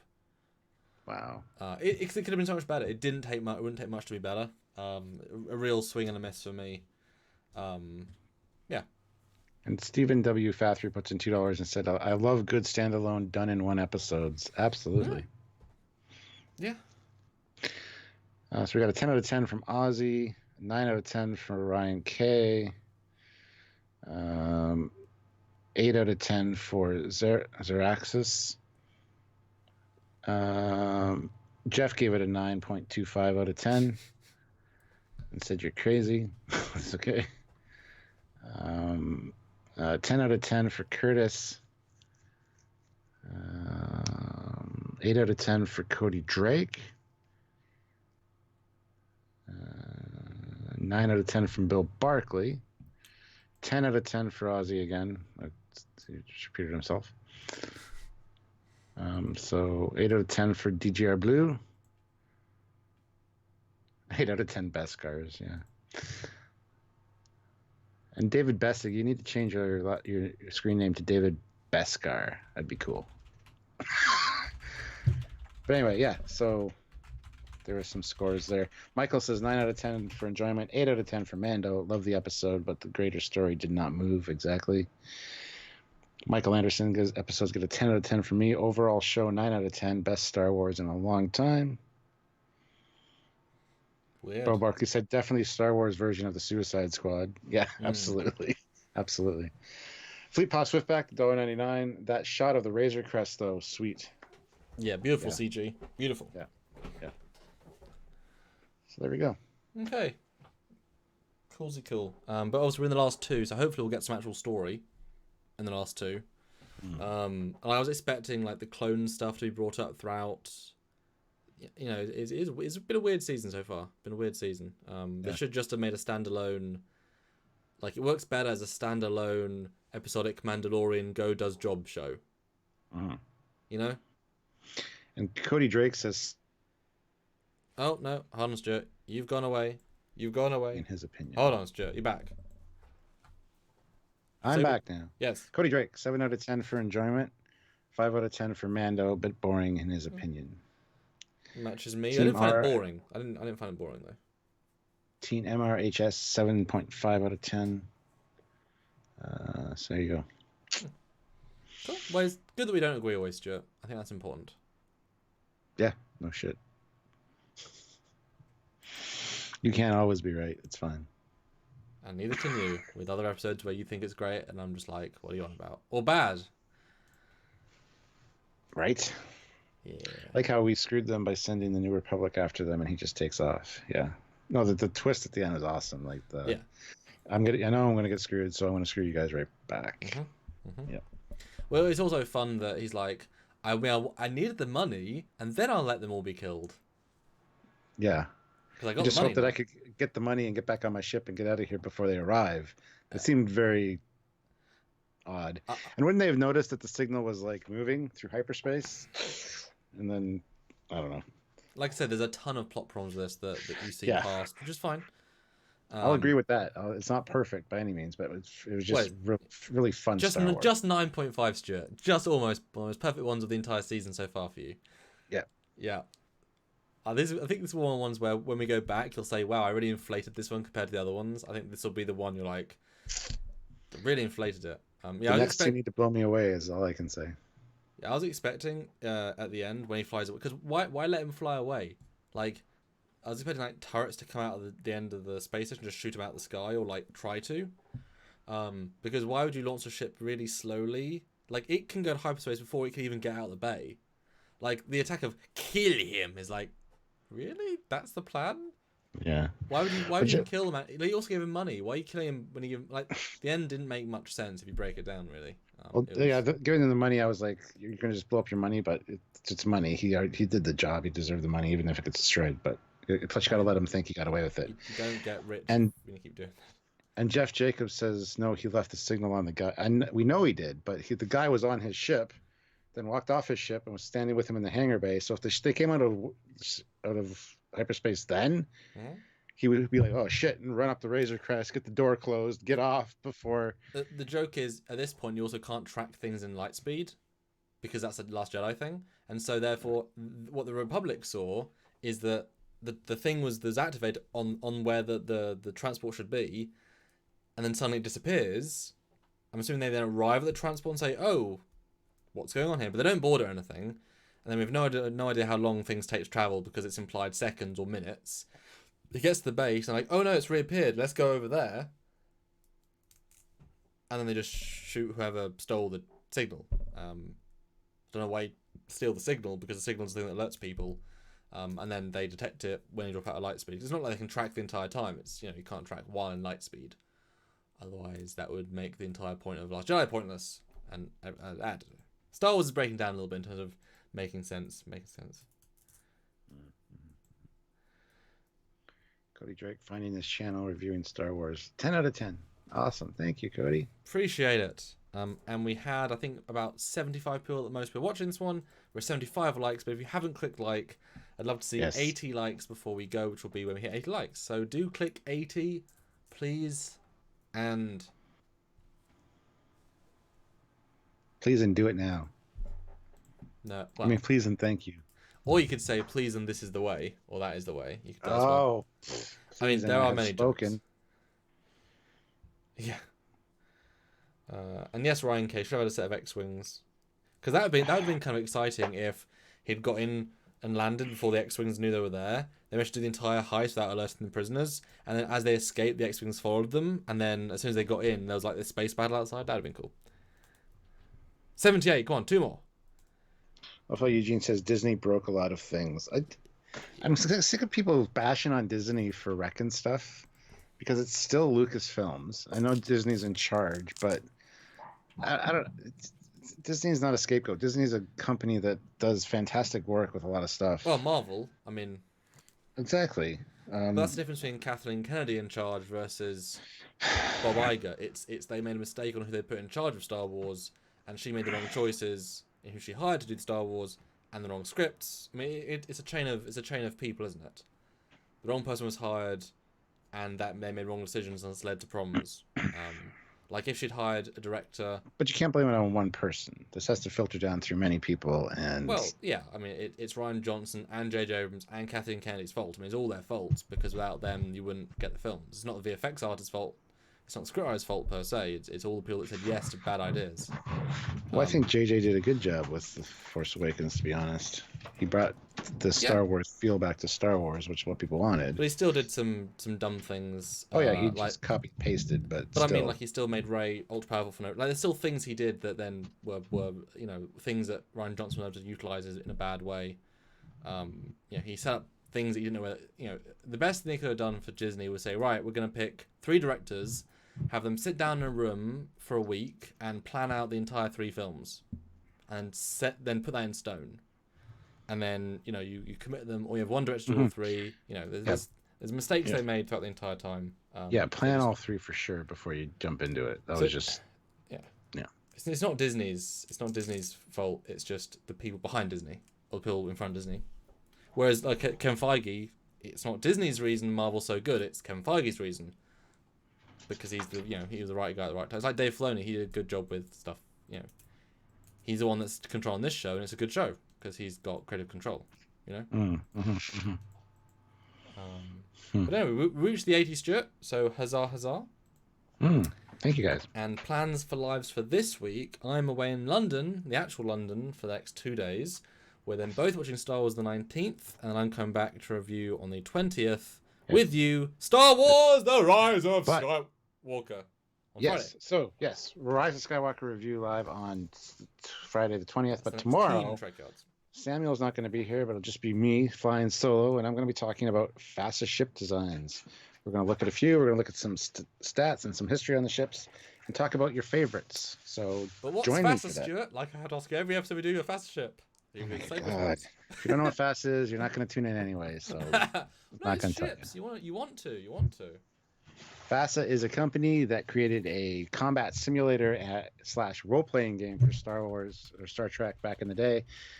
So lots of cool Star Trek ships came out of that, all motion picture era designs. You got fleshed out fleets for the Klingons, the Romulans, Federation, great ship histories and stuff, and some really cool stuff. So check it out, guys. I think you'll like it. If you don't know what FASA is, check it out. If you do know what FASA is, you're going to want to come and join because it's fun. So. Very, very nice. And Friday, like I said, we're doing the live on the Star Wars thing, but my dad's probably got a dinner here. Oh, wait, that's Saturday. We're doing it from Friday. But we also got to look at the next Mandalorian, which comes out on Wednesday. So maybe on Saturday? No, wait. We can't do Saturday because I'm leaving on Saturday to see the grandparents. Tricky at Christmas time, guys. You might have to wait till after Christmas for the that's next Sunday. interview. I think that's Sunday. So maybe Well, Saturday. We'll see. We can't plan it now. You'll just keep an eye on the Facebook page. Yes. And the YouTube notifications. Stuart will probably do a first reaction. Maybe. Yeah, I'll do a first reaction on Wednesday to The Mandalorian, sure. That'll be exciting. It'll be later at night, but yes. You'll have to find your own thumbnail though. That's fine. It's right here. I got 2 of them. Wow. Dad jokes, that is the way. I have spoken. Good night, everyone. Bye, guys.